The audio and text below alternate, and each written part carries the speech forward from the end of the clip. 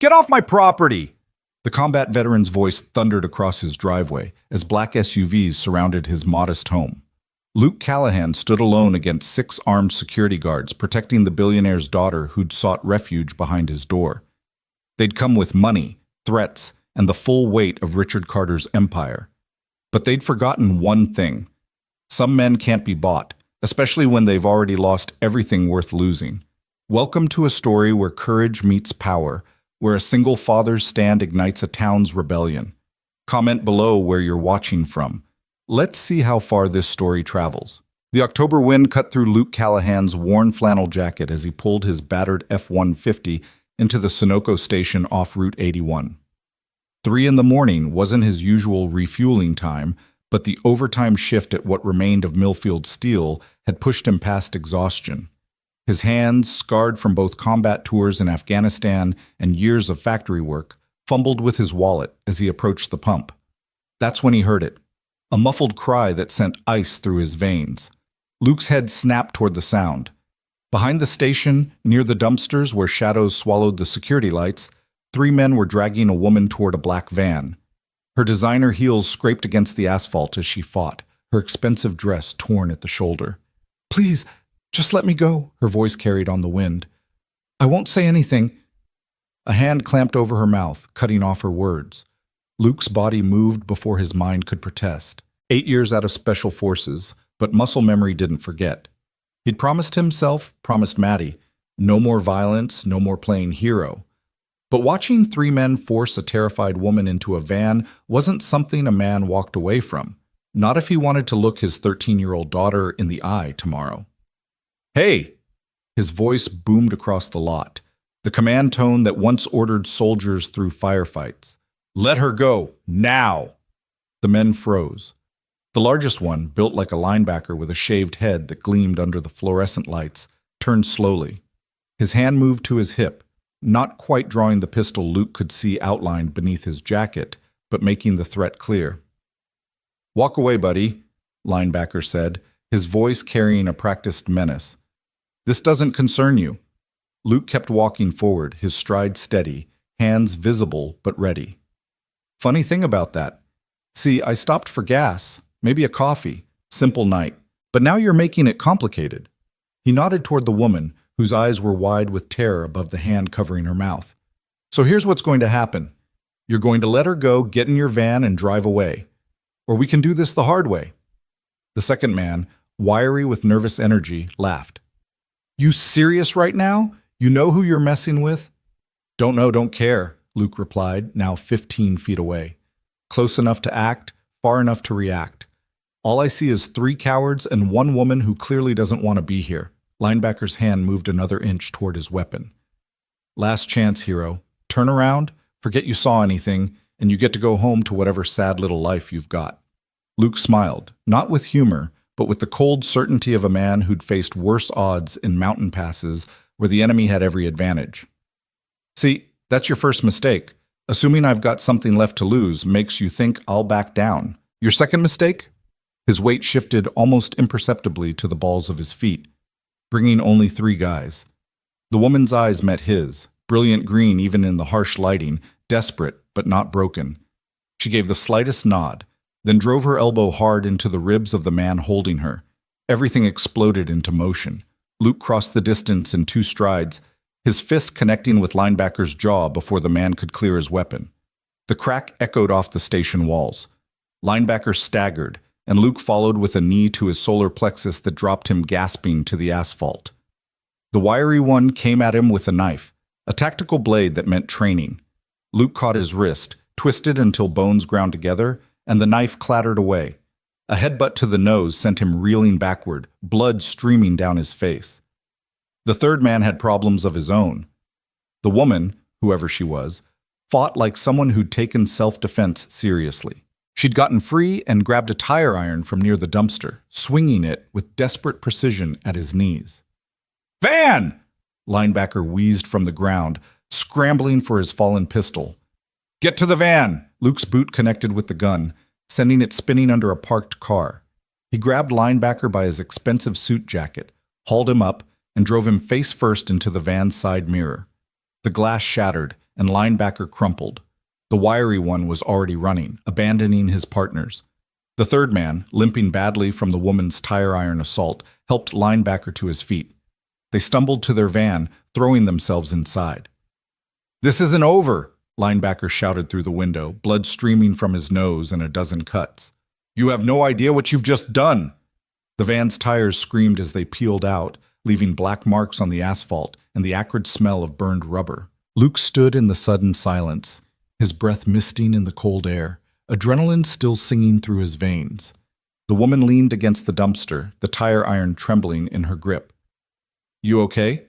he asked, keeping his distance. She looked ready to swing at anything that moved too fast. She nodded, then shook her head, then laughed, a broken sound that held no humor. I don't know. Am I? Is this okay? Any of this?" The tire iron clattered to the ground as her hand started shaking. "Oh God, what just happened?" "You're in shock," Luke said, his voice gentling. "It's normal. You're safe now. They're gone." "Gone," she repeated, wrapping her arms around herself. Her dress, which Luke now noticed had probably cost more than his truck, was ruined. One heel was broken. Blood trickled from a scrape on her cheek. "No, they're not gone. They'll be back. They always come back." "Who were they?" Luke pulled out his phone. "I'm calling 911. You need to file a report." "No." She lunged forward, grabbing his wrist. "Please, no police. You don't understand. That'll make everything worse." Luke studied her face. Beneath the smeared makeup and disheveled hair, she was beautiful in that way that suggested money, perfect teeth, flawless skin despite the current circumstances, the kind of posture that came from years of deportment lessons. But her eyes held genuine terror. "Those men just tried to kidnap you," he said slowly. "That's a federal crime. You need—" "What I need is to disappear," she interrupted. "Just for tonight. Tomorrow I'll figure something out. But tonight—" She looked around the empty gas station lot like it might suddenly fill with more vans. "Do you know anywhere? A motel that takes cash? Somewhere off the main roads?" Luke thought about the $43 in his wallet, the overtime check that wouldn't clear until Monday, Maddie asleep at home, trusting him to make good choices, safe choices. "The nearest motel is 12 miles down the highway," he said. "But those guys knew where to find you here. What makes you think they won't be watching the motels?" Her shoulders sagged. "You're right. Of course you're right." She laughed again, that broken sound. "I'm so stupid. I thought I could just run, get in my car and drive away and be normal for once." "Where's your car?" She gestured vaguely toward the road. "About 5 miles back. They ran me off the road. Pit maneuver, very professional. When I tried to run on foot, they caught up here." She looked at him with those green eyes. "You saved my life. I don't even know your name." "Luke. Luke Callahan." "Luke." She tested the name, then held out her hand. Her grip was firm despite the trembling. "Isabella. And I'm so sorry for dragging you into this." "Into what exactly?" She opened her mouth, closed it, then shook her head. "The less you know, the safer you are. Could you just point me toward town? I'll walk. In those shoes, with those men probably circling back?" Luke ran a hand through his hair, already knowing he was about to make a decision he'd regret. "Look, I've got a couch. It's not much, but it's safe. My daughter's home, so you don't have to worry about anything. One night, then tomorrow, you can figure out your next move." Isabella stared at him. "You'd do that? After what just happened, you'd take a complete stranger into your home?" "Well, when you put it like that, it sounds pretty stupid," Luke admitted. "But I've got a daughter. If she was in trouble, alone, scared, I'd want someone to help her." He shrugged. "Besides, I didn't just fight 3 guys to let you wander off into worse trouble." She was quiet for a long moment, studying his face. Whatever she saw there made her nod. "Okay. Thank you. Just for tonight." Luke led her to his truck, noting how she checked over her shoulder every few steps. He'd seen that hypervigilance before, in soldiers fresh from combat zones. Whatever Isabella was running from, it had her scared down to her bones. The ride to his house took 20 minutes through dark country roads. Isabella huddled against the passenger door, her reflection in the window ghostly in the dashboard lights. Neither spoke until Luke pulled into his driveway, a modest two-story colonial that had seen better decades, its white paint peeling and front porch sagging slightly. "This is it," he said, suddenly self-conscious about the contrast between his world and whatever world she came from. "It's not much. It's perfect," she interrupted, and sounded like she meant it. "It looks safe." Luke killed the engine. "Few ground rules. My daughter Maddie is 13. She's been through enough. Her mom died 3 years ago. Cancer. I don't want her scared or involved in whatever this is." "Of course, I understand. And tomorrow you need to level with me about who those men were. I put myself on the line tonight. I deserve to know why." Isabella nodded. "Fair enough." They entered through the kitchen. Luke had meant to fix that squeaky hinge months ago. He flicked on the light, illuminating a space that was clean but tired. Mismatched dishes in the drying rack, Maddie's homework spread across the scarred wooden table, a refrigerator covered in school notices, and one photo, the three of them at the beach, back when Karen was still healthy enough to travel. "I'll get you some clothes," Luke said. "Karen's things might fit. I kept them." "Thank you," Isabella said softly. Luke headed upstairs, pausing at Maddie's door to listen. Her soft breathing continued undisturbed. He gathered sweatpants and a t-shirt from the boxes in the closet he couldn't bring himself to donate, grabbed a spare towel, and returned downstairs. Isabella had moved to the living room window, peering through the blinds at the empty street. "See anything?" he asked. "Not yet." She accepted the clothes gratefully. "Would it be okay if I showered? I can still feel their hands." "Of course. Bathroom's down the hall." While she showered, Luke made coffee, decaf because his hands were still shaking slightly from the adrenaline dump. He checked the locks, looked out each window, and tried to process what he'd just done. Brought a stranger home. A stranger who was clearly in serious trouble. A stranger whose presence might put Maddie in danger. "What were you thinking?" he muttered to himself. But he knew what he'd been thinking. He'd been thinking about the terror in her eyes. The way she'd fought alongside him instead of freezing. The broken laugh that said she was at the end of her rope. Isabella emerged 30 minutes later, Karen's clothes hanging loose on her smaller frame. Without the makeup and expensive dress, she looked younger, more vulnerable. She'd tried to tame her auburn hair into a ponytail, but damp strands escaped to frame her face.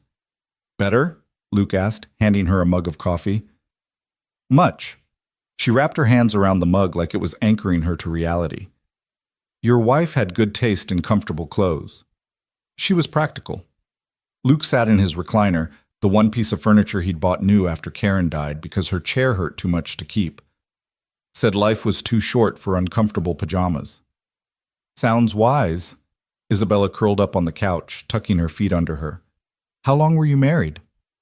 16 years. Met in high school, waited for me through 2 deployments, stuck by me through the adjustment when I came home. He took a sip of coffee. "She was the strong one, really. I just tried to keep up. I'm sorry for your loss." "Me too." He studied her over his mug. "Your turn." "Who are you, Isabella? Who were those men?" She was quiet for so long he thought she wouldn't answer. Then, "My last name is Carter. Isabella Carter." The name hit Luke like cold water. "Carter? As in Richard Carter? Carter Tech Industries?" She nodded miserably. "My father." Luke set down his mug carefully, his mind racing. Richard Carter was one of the richest men in America. Carter Tech had contracts with the Defense Department, owned stakes in everything from social media platforms to private military companies. The kind of man who bought senators like other people bought coffee. "Those men work for your father?" "Not officially. He calls them security consultants. They're supposed to protect me." Her laugh was bitter. "Protect the investment, more like. Keep the asset from depreciating in value." "Why were they trying to force you into a van?" "Because I ran." She met his eyes, and he saw steel beneath the fear. 3 days ago, I walked out of a boardroom where my father was negotiating my marriage to the son of his biggest competitor. A merger, he called it. A strategic alliance worth billions. He never even asked if I wanted it. Arranged marriage, in America, In 2025? Oh, it wouldn't be called that. We'd date publicly for a few months, a whirlwind romance the media would eat up. Then a fairy tale wedding, beautiful babies, and two companies becoming an unstoppable force. Her knuckles were white around the mug. I'm 28 years old, and I've never made a single decision about my own life. Where I lived, what I studied, who I dated, all carefully orchestrated for maximum benefit to the Carter empire. So you ran. So I ran. Took cash from my apartment safe, left my phone so they couldn't track me, got in my car and drove. I made it 3 days. She laughed, but tears were rolling down her cheeks. 3 whole days of freedom. Gas station coffee, cheap motels, choosing my own direction for once. It was the best 3 days of my life. Luke grabbed a box of tissues from the side table, Karen's last box that he'd never thrown away. Isabella took one gratefully. Your father sent those men to bring you back? He doesn't see it as kidnapping. In his mind, I'm having a breakdown. Poor little rich girl can't handle the pressure. They're just helping me get the treatment I need. She dabbed at her eyes. By tomorrow, there'll probably be a press release about my exhaustion and upcoming stay at a wellness retreat. Then once I'm back under control, the wedding plans will proceed. That's insane. That's power, real power. The kind that rewrites reality to suit its needs. She looked at him steadily. Which is why you should drive me to the bus station first thing in the morning. Those men will be back, and they'll have my father's full resources behind them. You don't want any part of this. Luke thought about that. The smart play was exactly what she said. Get her on a bus, forget this happened, go back to his simple life of overtime shifts and raising Maddie. But he kept seeing the fear in her eyes, the desperation, and something else. The way she'd fought back, the strength beneath the designer exterior. You always fight like that? He asked. The question surprised her. What? Back at the gas station. You handled yourself pretty well. That wasn't just self-defense class at the country club. A small smile touched her lips. Krav Maga. 3 years. My one rebellion. I told my father it was Pilates. He never checked. Smart. Luke made a decision he hoped he wouldn't regret. Look, stay tonight, get some rest. Tomorrow, we'll figure out a plan that doesn't involve bus stations or wellness retreats. Luke, you don't understand what you're offering. My father is just a man. Rich, powerful, connected, sure, but still just a man. Luke stood, suddenly exhausted. I've faced worse than rich bullies. Get some sleep, Isabella. You're safe tonight. He headed for the stairs, pausing when she called his name. Luke? Why are you doing this? Really? He thought about it, then gave her the truth. Because everyone deserves a choice about their own life, and because someone needs to stand up to men who think money means they own people. He smiled slightly. Plus, I really didn't like those guys. Her laugh was soft but genuine this time. Thank you. Thank me tomorrow when we figure out how to keep you free. Luke climbed the stairs to his room, checked on Maddie once more, then lay in bed staring at the ceiling. He'd just made an enemy of one of the most powerful men in America. His simple life, work, Maddie, bills, repeat, had exploded into something from a movie. But as he finally drifted towards sleep, he couldn't shake the image of Isabella fighting beside him, fierce and desperate and brave. Everyone deserved a chance to choose their own path. If helping her choose hers meant trouble for him, well, he'd faced trouble before. His phone buzzed on the nightstand. Unknown number. He let it go to voicemail, but it immediately rang again and again. On the 4th call, he answered. Mr. Callahan. The voice was smooth, cultured, with undertones that suggested boardrooms and power lunches. My name is Marcus Webb. I work for Mr. Richard Carter. I believe you may have encountered my associates this evening. If by encountered you mean stopped them from kidnapping a woman, then yeah. There seems to be a misunderstanding. Miss Carter has been under considerable stress. She needs professional help, which her family is trying to provide. Funny, she seemed pretty clear-headed when she was fighting off your associates. There was a pause. Mr. Callahan, you seem like a reasonable man. A working man with responsibilities, a daughter to raise, bills to pay. Mr. Carter is prepared to be generous in exchange for your cooperation. Shall we say $75,000? simply for ensuring Miss Carter gets the help she needs. Luke sat up in bed. 75,000. Enough to pay off the mortgage, get Maddie through college, maybe even take a breath for the first time since Karen's medical bills buried them. Mr. Callahan? I'm thinking. It's a generous offer. More than generous, considering you've known Miss Carter for what, an hour? 2? That was true. Isabella was a stranger. Her problems weren't his problems. $75,000 for one night's interference, many would call him a fool for refusing. Mr. Callahan, I need an answer. Luke thought about Isabella downstairs, finally feeling safe enough to sleep. About Maddie, who he'd raised to stand up for others. About Karen, who'd always said integrity was the one thing no one could take from you. You had to give it away. Tell Mr. Carter to go to hell. I'm sorry? Actually, tell him to go to hell and take his money with him. Isabella is a grown woman who makes her own choices. If she wants to leave, she can call you herself.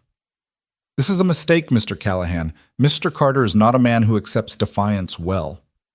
Then he's going to have to learn. Don't call again. Luke hung up and turned off his phone. His hands were steady now, his mind clear. Whatever came next, at least he'd be able to look at himself in the mirror. A soft knock at his door made him tense. Dad? Maddie's voice, thick with sleep. I heard voices. He opened the door to find his daughter in her oversized Steelers jersey, hair a mess of tangled brown curls. Just a wrong number, sweetheart. Why are you up? Needed water. She peered at him with Karen's eyes, sharp, missing nothing. You okay? You look weird. Just tired. Long shift. She didn't look convinced. Is someone downstairs? I heard the shower running. Luke hesitated. Maddie was smart, too smart to lie too effectively. A friend needed a place to crash. She'll be gone tomorrow. She? Maddie's eyebrows rose. Dad, do you have a girlfriend? What? No, it's not like that. She just needed help. Maddie studied him for a long moment, then shrugged. Okay, but if you do get a girlfriend, you have to tell me. We agreed. No secrets about important stuff. Deal. Now back to bed. Night, Dad. Love you. Love you too, kiddo. She padded back to her room, and Luke returned to his bed. But sleep wouldn't come. Every car that passed made him tense. Every sound could be them returning. He'd drawn a line in the sand, and men like Richard Carter didn't tolerate lines. Finally, around 5 a.m., exhaustion won. He dozed fitfully, dreams full of black vans and harder choices yet to come. The sound of breaking glass yanked him awake. Luke rolled out of bed, feet hitting the floor in a combat crouch. Gray dawn light filtered through the windows. He grabbed the baseball bat from behind his door, Maddie's from when she still played Little League, and moved silently down the hall. Another crash from downstairs, followed by Isabella's voice, I said I'm fine! Luke took the stairs 3 at a time, bat raised, ready for a fight. But the kitchen wasn't full of Carter's men. Instead, Isabella stood amid broken dishes trying to clean up what looked like an attempted breakfast gone wrong. Eggs were splattered on the floor, coffee grounds everywhere, and she had somehow managed to burn toast so badly the smoke detector was chirping. She looked up at him, mortified.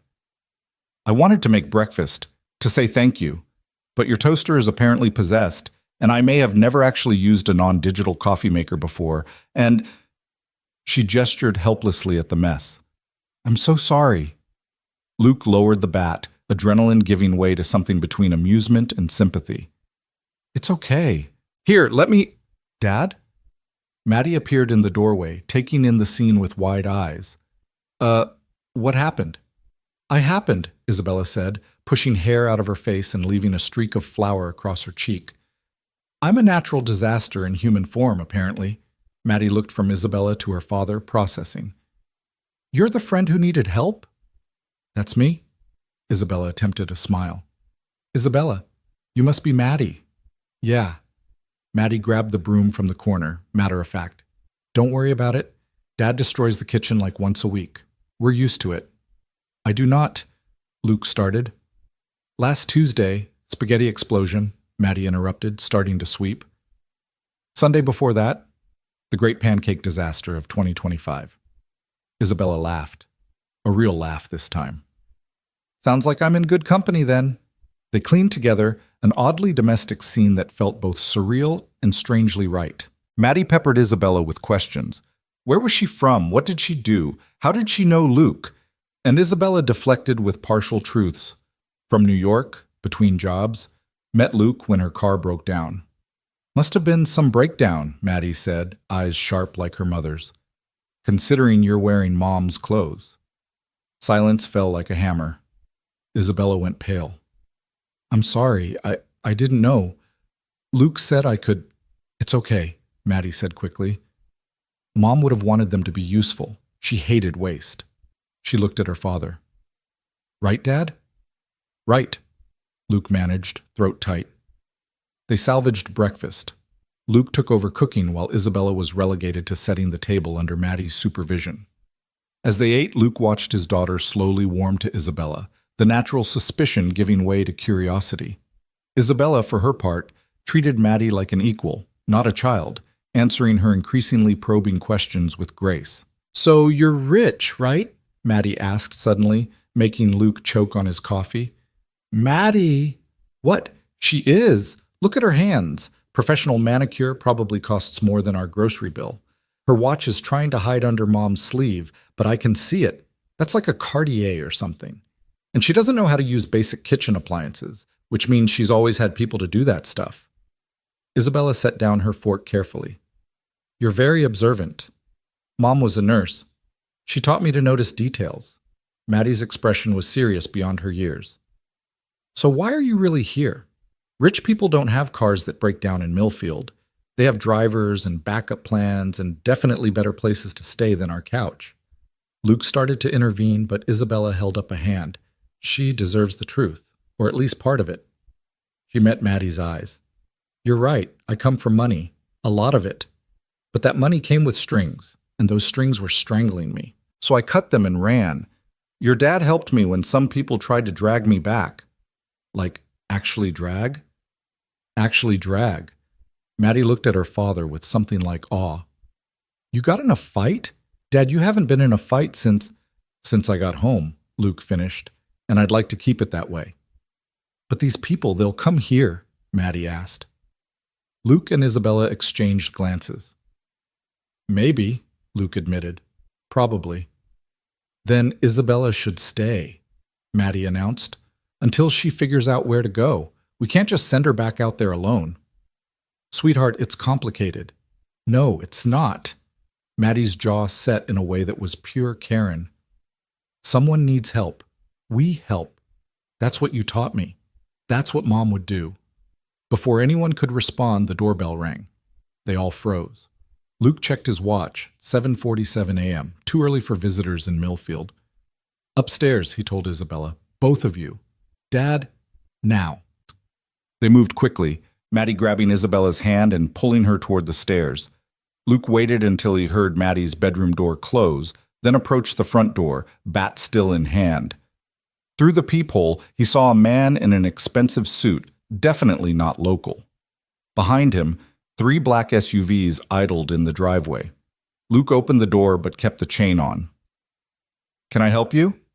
The man smiled, white teeth, cold eyes. Mr. Callahan, my name is Harrison Pike. I'm Mr. Carter's chief of staff. May I come in? No. The smile didn't waver. I understand there was some unpleasantness last night. Mr. Carter wanted me to apologize personally for the behavior of our security team. They exceeded their authority. Assault and attempted kidnapping usually does exceed authority, yeah. Quite. Pike produced an envelope from his jacket. Mr. Carter would like to resolve this situation amicably. Inside this envelope is a check for $100,000. All we ask is that you allow us to speak with Isabella. Just speak. If she chooses to remain here after that conversation, we'll leave. Luke eyed the envelope like it might bite. And if I say no? Pike's smile finally faded. Mr. Callahan, you seem like an intelligent man. You must understand the position you're in. Mr. Carter owns significant stakes in Millfield Steel. A word from him could accelerate the plant's closure. Your job, the jobs of your neighbors, gone. Your mortgage is held by First National Bank. Carter Tech is their largest shareholder. Your daughter attends Millfield Middle School, which receives a generous grant from the Carter Foundation each year. Are you threatening my daughter? I'm explaining reality. Mr. Carter doesn't want to be your enemy, but if you insist on interfering with his family affairs, Pike shrugged eloquently. Luke felt rage building, the kind he'd worked years to control. Get off my property. Mr. Callahan, I said get off my property, now. And tell Richard Carter that if he wants to talk to his daughter, he can come himself, not send his lackeys to threaten working families. Pike's expression hardened. This is a mistake. Maybe, but it's mine to make. Now leave before I call the real cops, not the rental ones you probably have on speed dial. Pike turned without another word, walked to the middle SUV, and climbed in. The vehicles pulled out slowly, deliberately, making sure Luke saw their presence, their power. Luke closed the door and leaned against it, breathing hard. He'd just declared war on a billionaire, over a woman he'd known less than 12 hours. They're gone, he called up the stairs. Isabella and Maddie came down, Isabella pale and shaken, Maddie vibrating with excitement. That was awesome, Maddie exclaimed. You totally faced him down. Did you see his face when… Madison, Luke's tone stopped her cold. This isn't a game. These are dangerous people. I know, but no buts. You're going to school. Normal day. If anyone approaches you that you don't know, you run and you scream and you call 911, understood? Maddie's excitement dimmed. Yes, sir. Isabella, we need to… Luke's phone rang. The screen showed his supervisor's name. His stomach dropped as he answered. Luke? Jim here. Listen, I've got some bad news. Corporate just called. They're accelerating the closure timeline. Last shift is Friday. Friday? That's 3 days from now. I know. It's bullshit. They're offering a severance package, but only if you sign by end of business today.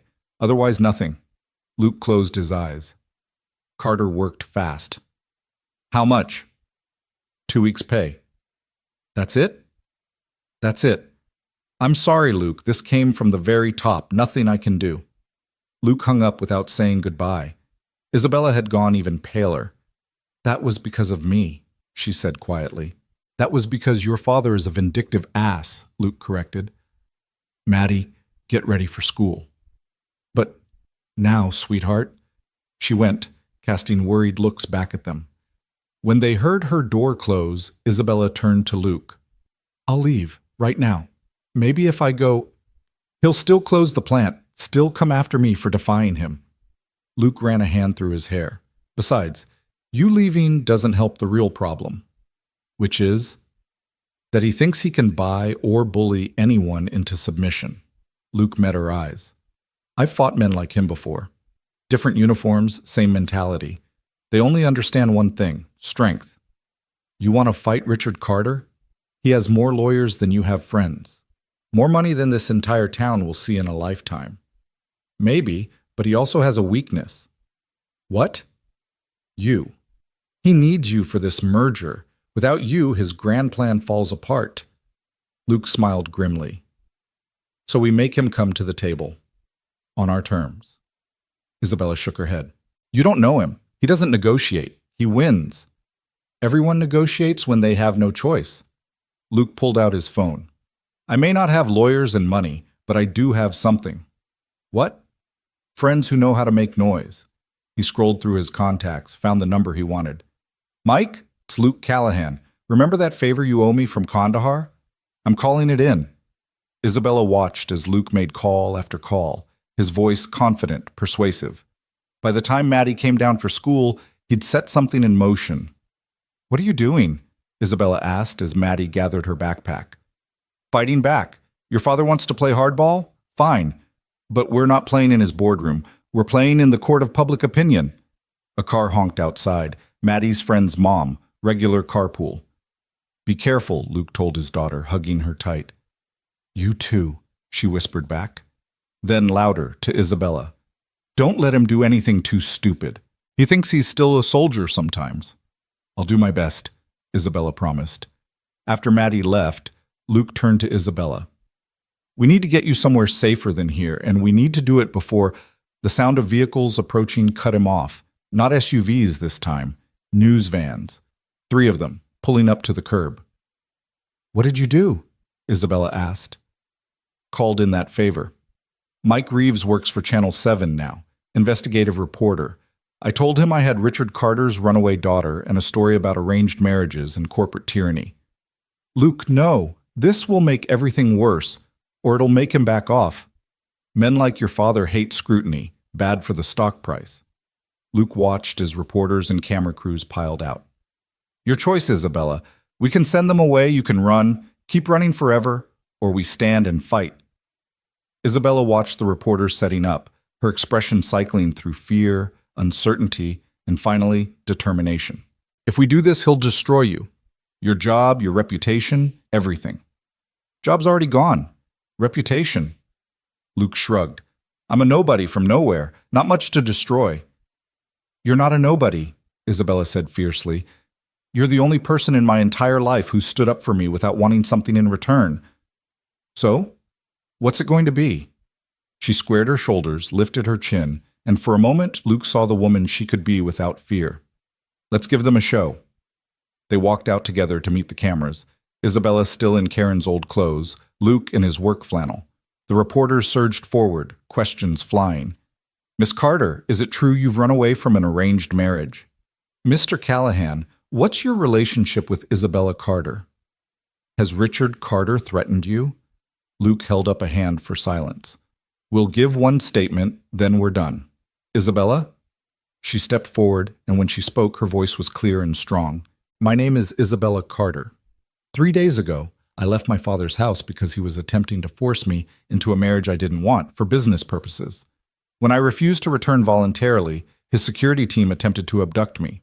This man," she gestured to Luke, "a complete stranger, saved me, and now my father is threatening his livelihood and this entire town because someone finally told him no." The reporters exploded with follow-up questions, but Luke was already guiding Isabella back inside. Through the window, they watched the circus outside grow as more media arrived. Within an hour, #Carter scandal was trending. Within 2, Richard Carter's office had issued a denial and a statement about Isabella's mental health crisis. "He's going to come himself now," Isabella said quietly. "You've challenged him publicly. He can't let that stand." "Good. Let him come." Luke's phone was ringing nonstop. Reporters, unknown numbers, even a few supportive texts from coworkers who'd heard about the plant closure. At least now it's in the open. But as the day wore on, Luke began to understand what he'd really started. The reporters on the lawn were joined by Carter's security teams in their black SUVs. Neighbors peered from windows. His supervisor called to formally fire him, effective immediately. The school called. Maddie was fine, but they were concerned about the situation. "I've made it worse," Luke said as afternoon shadows grew long. "I thought if we went public—" "You gave me something I've never had," Isabella interrupted.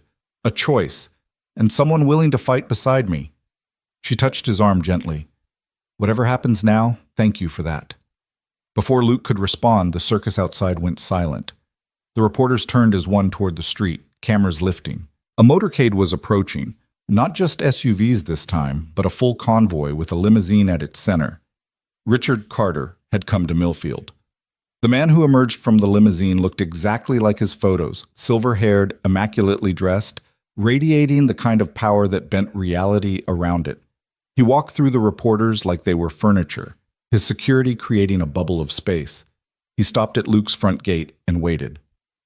"He expects us to come to him," Isabella said, her voice small. "Then he can keep waiting." Luke didn't move from the window. They watched as Carter stood there, patient as stone.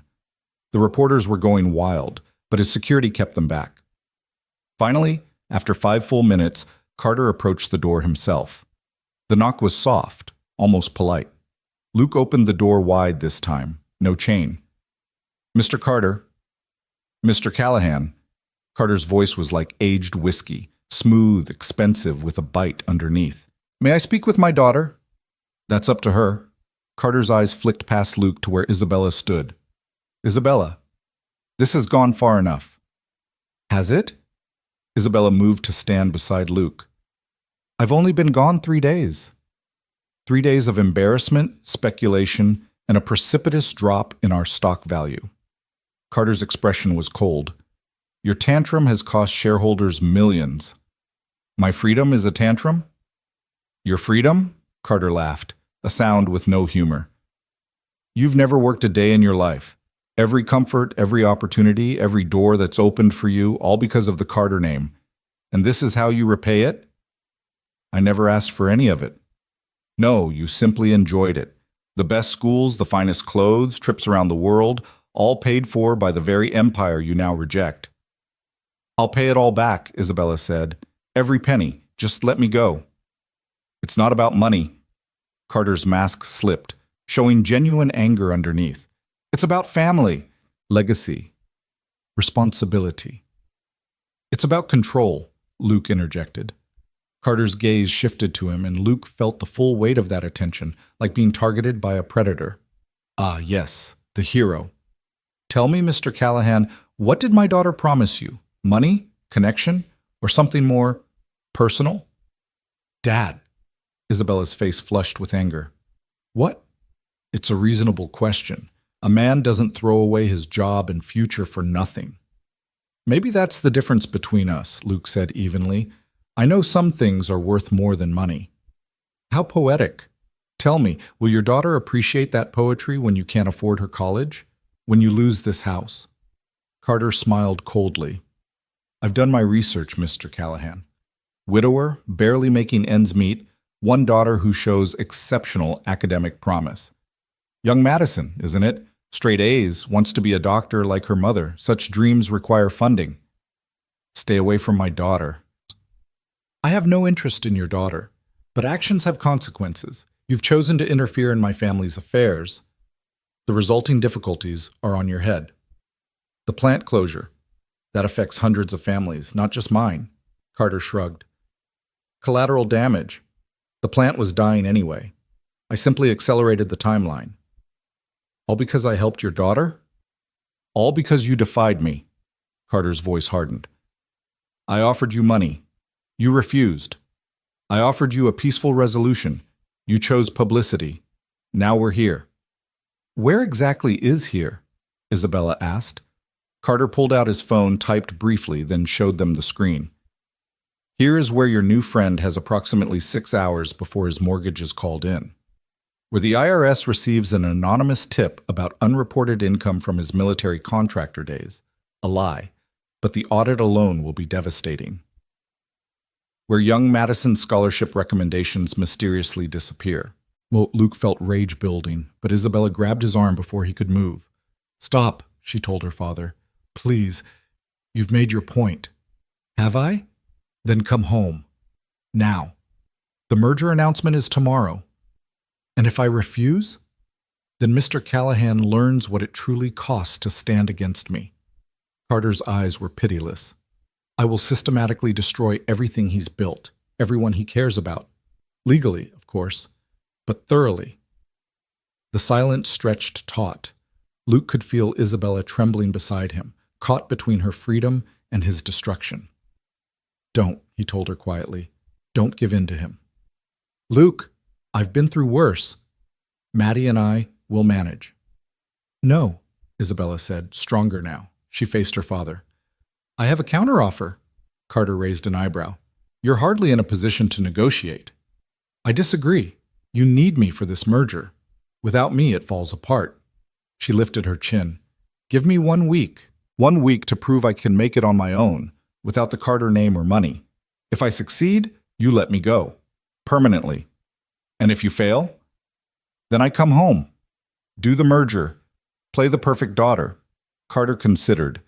And him? Leave Luke and his family alone, regardless of what happens. You're asking me to spare a man who's humiliated me publicly. I'm asking you to be the bigger man, to show that Richard Carter can be magnanimous in victory. Luke saw the calculation in Carter's eyes, the PR value of mercy versus the satisfaction of destruction. 1 week, Carter said finally. Starting now. No Carter resources, no credit cards, no calling in favors from family friends. You work, you survive, you prove you can stand on your own feet without my name or money. Agreed. But he goes back to his life. No more interference, no more public statements. Isabella looked at Luke, a question in her eyes. He nodded slightly. Agreed, she said. Carter smiled, the smile of a predator who knows the prey is only delaying the inevitable. 1 week, then. Harrison will monitor your progress. He turned to leave, then paused. Oh, and Isabella? When you fail, and you will fail, remember that I offered you comfort and chose hardship. Your suffering is entirely self-inflicted. He walked back to his limousine, the reporters surging forward with questions he ignored. The motorcade pulled away, leaving chaos in its wake. Luke closed the door, the sudden quiet ringing in his ears. You shouldn't have done that, he said. A week isn't enough time to what? Prove I can survive without being a Carter? Isabella's eyes were fierce. Watch me. Where will you even start? You need a job, a place to live. Then I'd better get started. She pulled out the cheap prepaid phone she'd bought during her escape. First, I need to find work. Any ideas? Luke thought about it. The diner's always hiring, retail places too. But Isabella, these jobs, they're hard. Long hours, minimum wage. I know. She was already scrolling through job listings. But it's honest work, and it's my choice. You could stay here for the week. She shook her head. Your father was clear. You go back to your life. That means I can't involve you further. But where will you go? Mrs. Patterson rents rooms, Isabella said, surprising him. I saw the sign when we drove through town. $40 a night. I have enough cash for a few days. After that, she shrugged. I'll figure it out. Luke wanted to argue, but he saw the determination in her eyes. This was her fight now, her chance to prove herself. At least let me drive you there. The reporters will follow anyway. Might as well make it easy on them. They gathered Isabella's few belongings, the clothes she'd arrived in, now clean and dried, and a bag with some of Karen's clothes that Luke insisted she take. As they prepared to leave, Luke's phone rang. Maddie's school. Mr. Callahan? This is Principal Morrison. We have a situation. Some reporters tried to interview Madison during lunch. We've had to lock down. I'm on my way. Luke grabbed his keys, then looked at Isabella. Go, she said. Your daughter needs you. Come with me. After I get Maddie, I'll drop you at Mrs. Patterson's. They drove through the gauntlet of reporters, Luke stone-faced and silent. The school was indeed surrounded by news vans. Luke parked and started to get out, but Isabella stopped him. Let me handle them. You get Maddie. Before he could protest, she was out of the truck, walking straight toward the largest cluster of reporters. I'll give you 5 minutes of questions if you leave the school alone, she announced. These children didn't ask for any of this. The reporters swarmed her, and Luke used the distraction to slip into the school. He found Maddie in the principal's office, looking small and scared. Dad! He pulled her into a hug. You okay? They kept asking about Isabella, about you. I didn't know what to say. You don't have to say anything. Come on, let's go home. They slipped out a side door and circled back to the truck.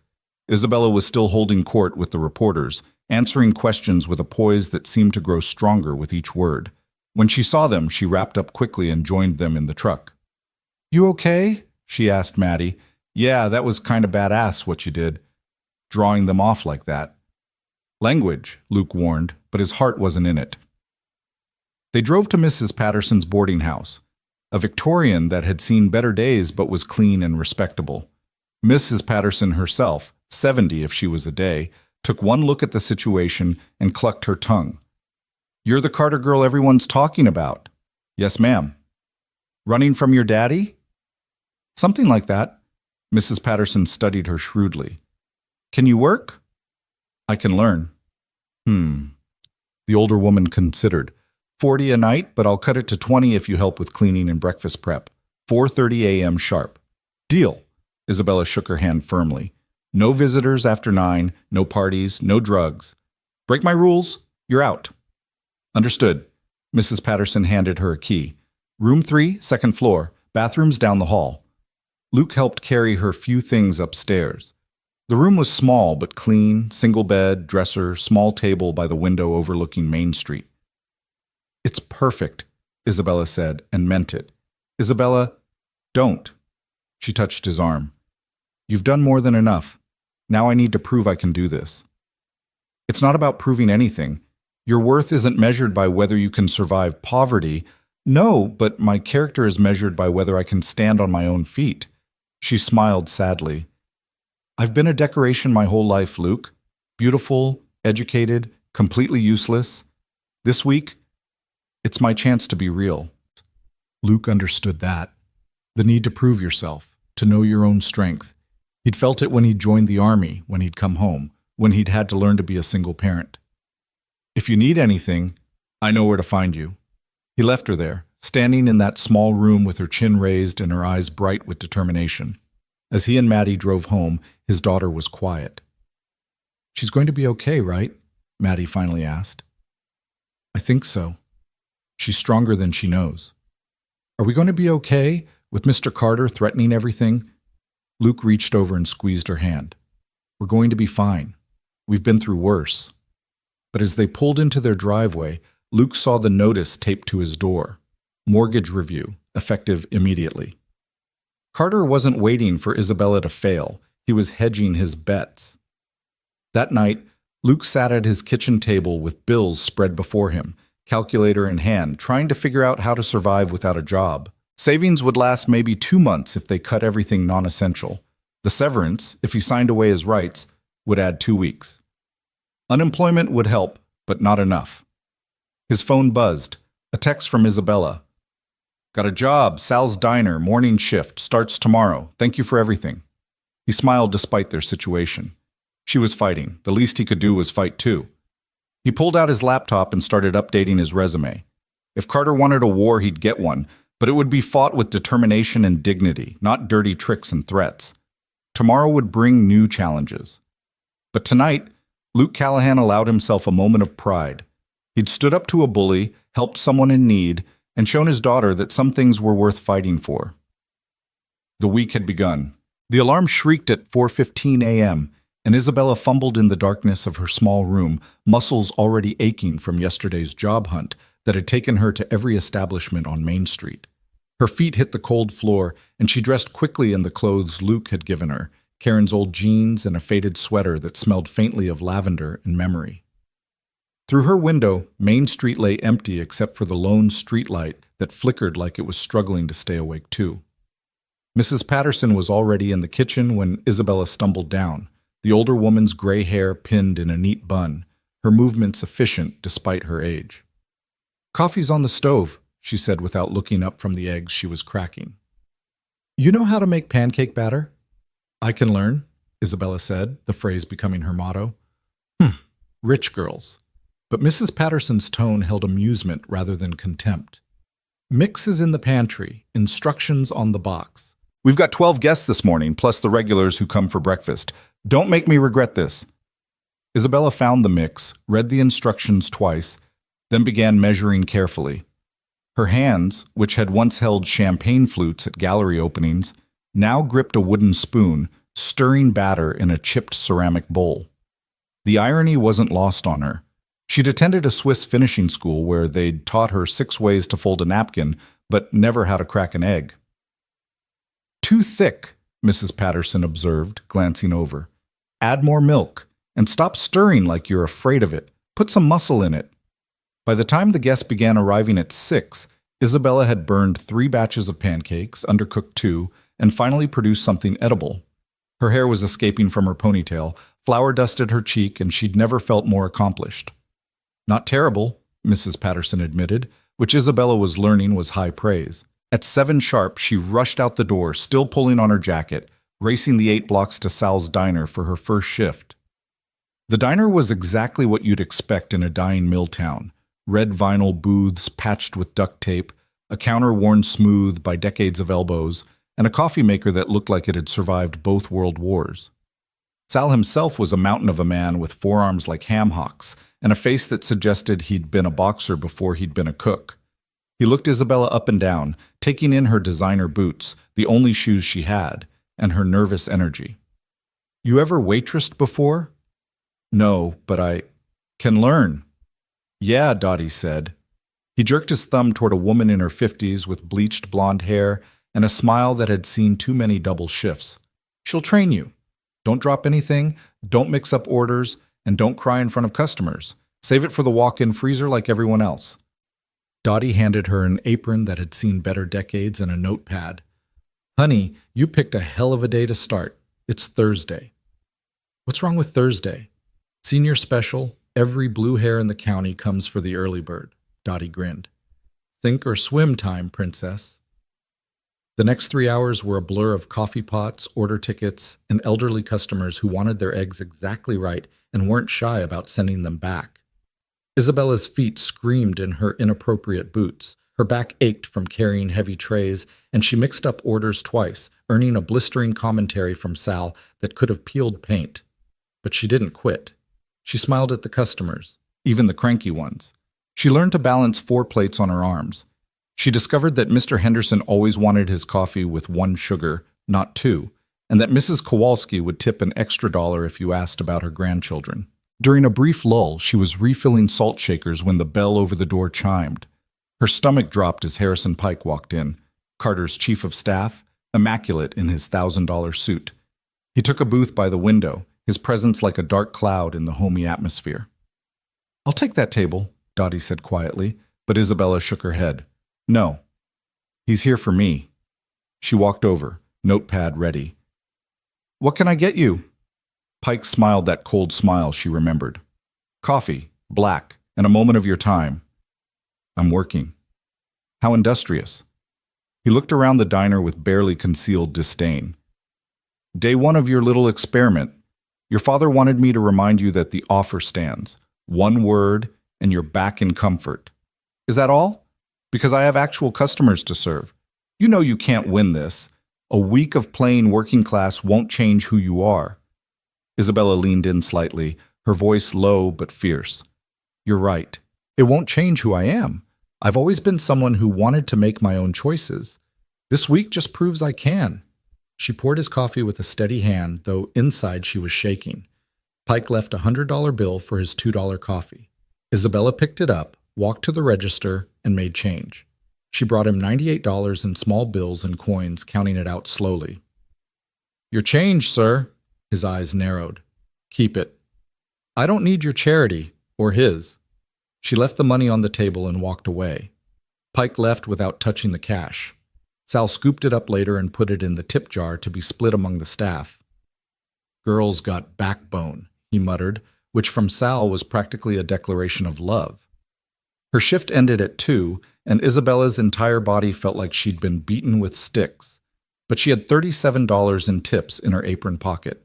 Her money, earned with her work. She'd never been prouder of $37 in her life. Walking back to Mrs. Patterson's, she passed the grocery store and stopped. $37. She needed to eat for a week, pay Mrs. Patterson, save for next week if she won her freedom. The math was impossible, but she went in anyway. Bread, peanut butter, the cheapest jelly, ramen noodles, 5 for $1, a bag of apples that were slightly bruised but perfectly edible. She stood in the checkout line behind a woman with 2 small children, counting food stamps, and felt a shame so profound it nearly knocked her over. Not shame at her own situation, but shame that she'd lived 28 years without understanding that this was reality for millions of people. That while she'd complained about the wrong vintage of champagne at charity galas, mothers were calculating whether they could afford both milk and bread. $14.73, the cashier said. Isabella counted out the bills carefully, aware of Pike's Mercedes still idling outside, watching her through the window. Let him watch. Let him report back that Richard Carter's daughter was buying ramen noodles and bruised apples. She'd wear it like armor. Back in her room, she sat on the narrow bed and ate a peanut butter sandwich that tasted like victory. Her phone, the prepaid one, buzzed. A text from Luke. How was the first day? She wanted to tell him everything, about the pancakes and the rude customers and Pike's visit, and the profound exhaustion that went bone deep. Instead, she typed, "Survived. How's Maddie?" "Worried about you. We both are." "Don't be. I'm tougher than I look." "Never doubted it." She smiled at that, then set the phone aside. She had 4 hours before she needed to help Mrs. Patterson with dinner prep. Apparently, part of her reduced rent arrangement. 4 hours to rest her feet, ice her back, and figure out how to make $37 stretch impossibly far. A knock at her door interrupted her calculations. She opened it to find a woman about her age with bright purple hair and enough piercings to set off a metal detector. "You're the runaway princess," the woman said. It wasn't a question. "I prefer Isabella." "I'm Zoe. I'm in room 5. Heard you were looking for work." "I have a job. At Sal's." Zoe snorted. "One job? In this economy? Honey, you need at least 2 to make rent. I work nights at the distribution center. They're always hiring, 12-hour shifts, but it's 15 an hour." Isabella did quick math. 15 an hour, even part-time, would make the difference between surviving and failing. "What's the work?"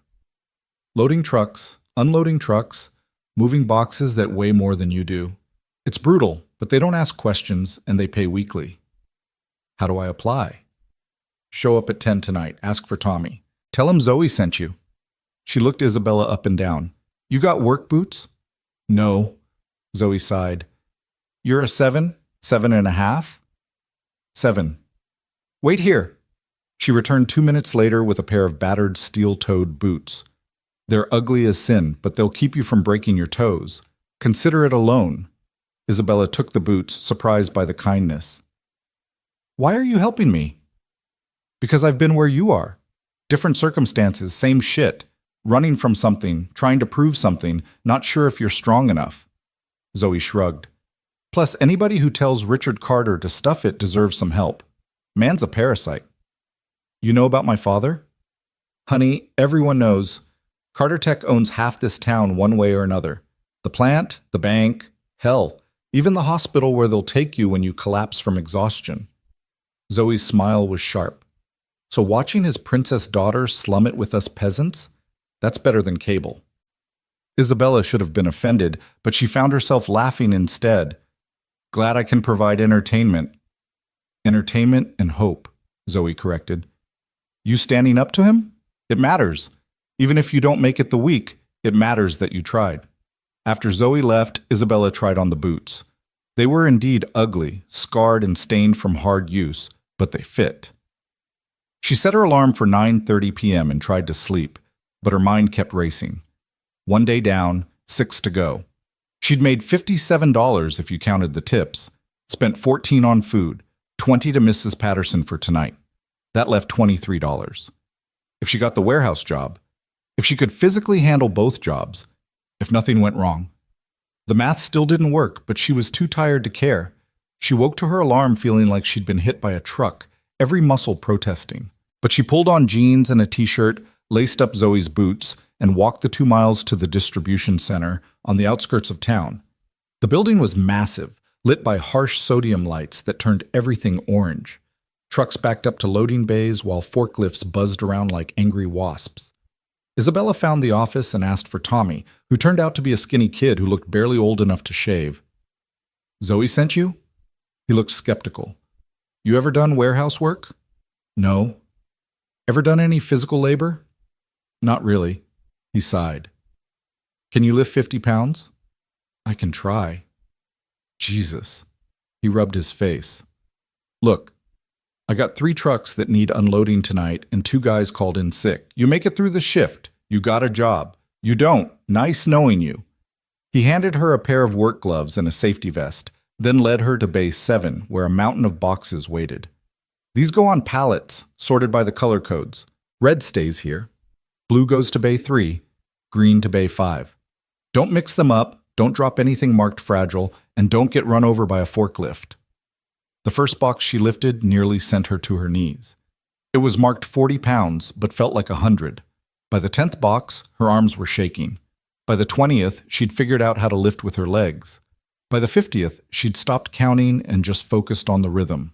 Lift, carry, stack. Lift, carry, stack. "You're doing it wrong." A voice made her look up. A massive black man with arms like tree trunks was watching her. "You're going to blow out your back like that." "I'm managing."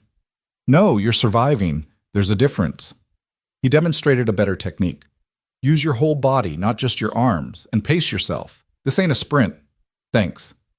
"Marcus." He held out a gloved hand. "Isabella." "I know who you are. Whole town's talking about the billionaire's daughter working at Sal's." He grinned. Didn't think you'd last the lunch rush, but Dottie says you did okay. News travels fast. Small town. Not much else to talk about since the plant closure got announced. His expression darkened. Your father's doing, right? Isabella hesitated, then nodded. Partly. He moved up the timeline because of me. She expected anger, but Marcus just shrugged. Plant was dying anyway. Would have happened next year or the year after. At least this way we get to watch him squirm a little. Who? Your old man. Word is he's losing his mind that you won't come home. Stock price dropped another 2 points today. Isabella hadn't known that. She'd been too focused on surviving to think about the wider implications of her rebellion. They worked in companionable silence for a while, Marcus teaching her tricks to make the work easier, though nothing could make it easy. By 3 a.m., her shirt was soaked with sweat despite the cold, and she'd developed blisters even through the gloves. Break time, Tommy called out. Isabella collapsed on a bench outside, gratefully accepting the bottle of water Marcus offered. Why are you really doing this? He asked. You could go home any time. Yeah, you'd have to marry some rich asshole, but that's better than killing yourself for 15 an hour. Isabella thought about how to answer. You ever feel like you're drowning in comfort? Like everything's so soft and easy that you can't tell if you're actually alive or just existing? Can't say that's been my problem. I know how that sounds, poor little rich girl, complaining about luxury. But when every choice is made for you, when every path is predetermined, when you're just a chess piece in someone else's game, that's a different kind of prison. Marcus was quiet for a moment. My daughter's 16, smart as hell, wants to go to college, be an engineer, but with the plant closing, I don't know how I'll afford it. That's my prison. Wanting to give her choices I can't pay for. What's her name? Jasmine. Tell her to apply for the Carter Foundation scholarship. Marcus laughed bitterly. Right. I'm sure your father would love that.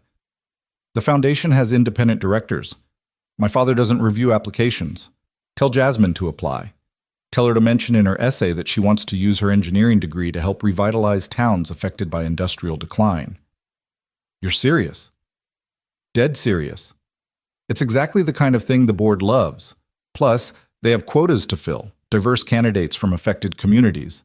She'd be perfect. Marcus studied her for a long moment. You're not what I expected. I'm not what anyone expected, including myself. They went back to work, and Isabella pushed through the exhaustion, the pain, the voice in her head that said Pike was right. She couldn't do this.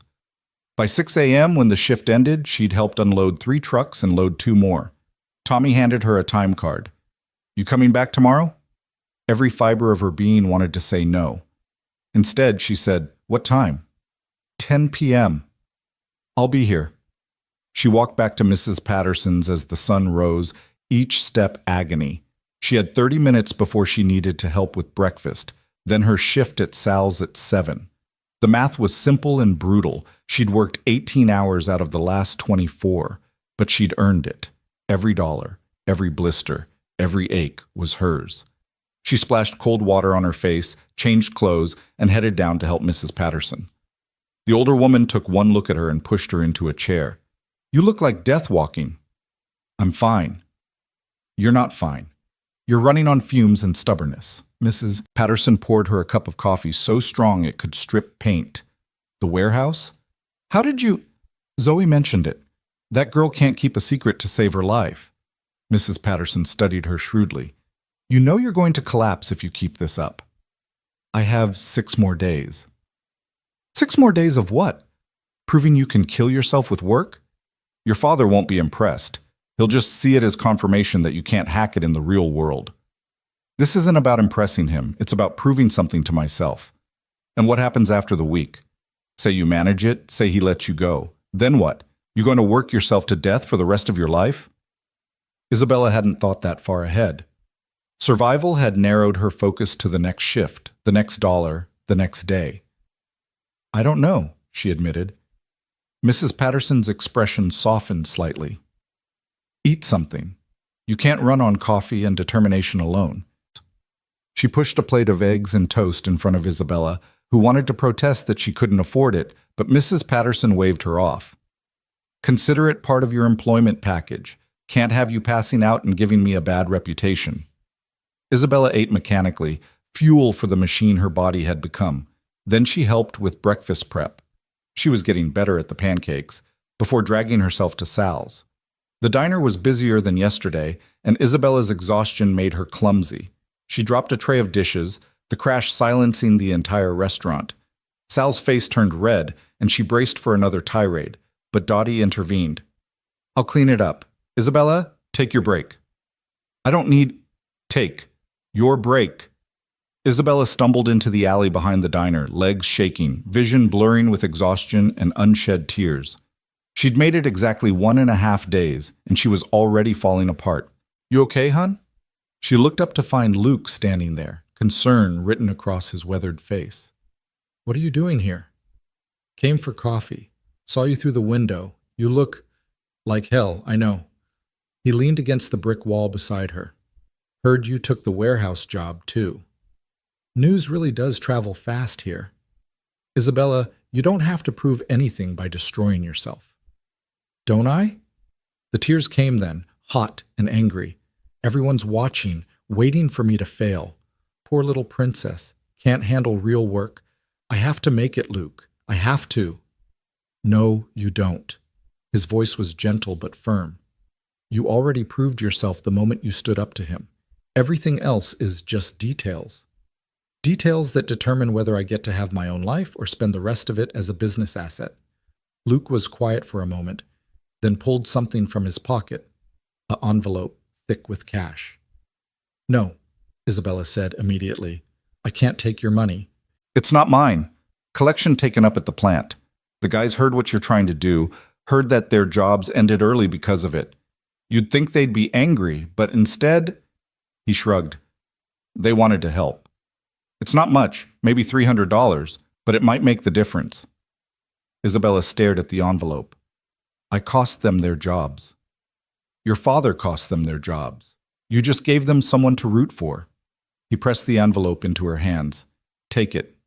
Sometimes accepting help is harder than going it alone, but it's also braver. Before she could respond, Dottie stuck her head out the door.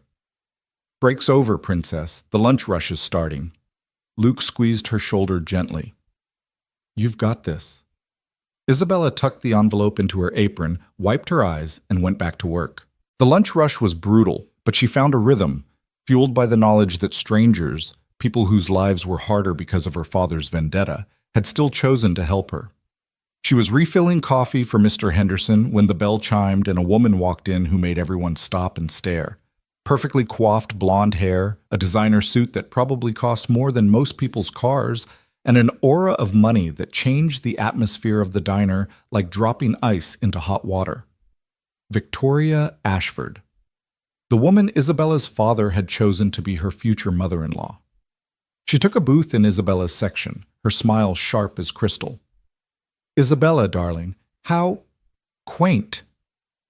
Isabella approached with her notepad, proud that her hands didn't shake. What can I get you, Mrs. Ashford? Oh, I'm not here for the cuisine. She looked around with barely concealed disgust.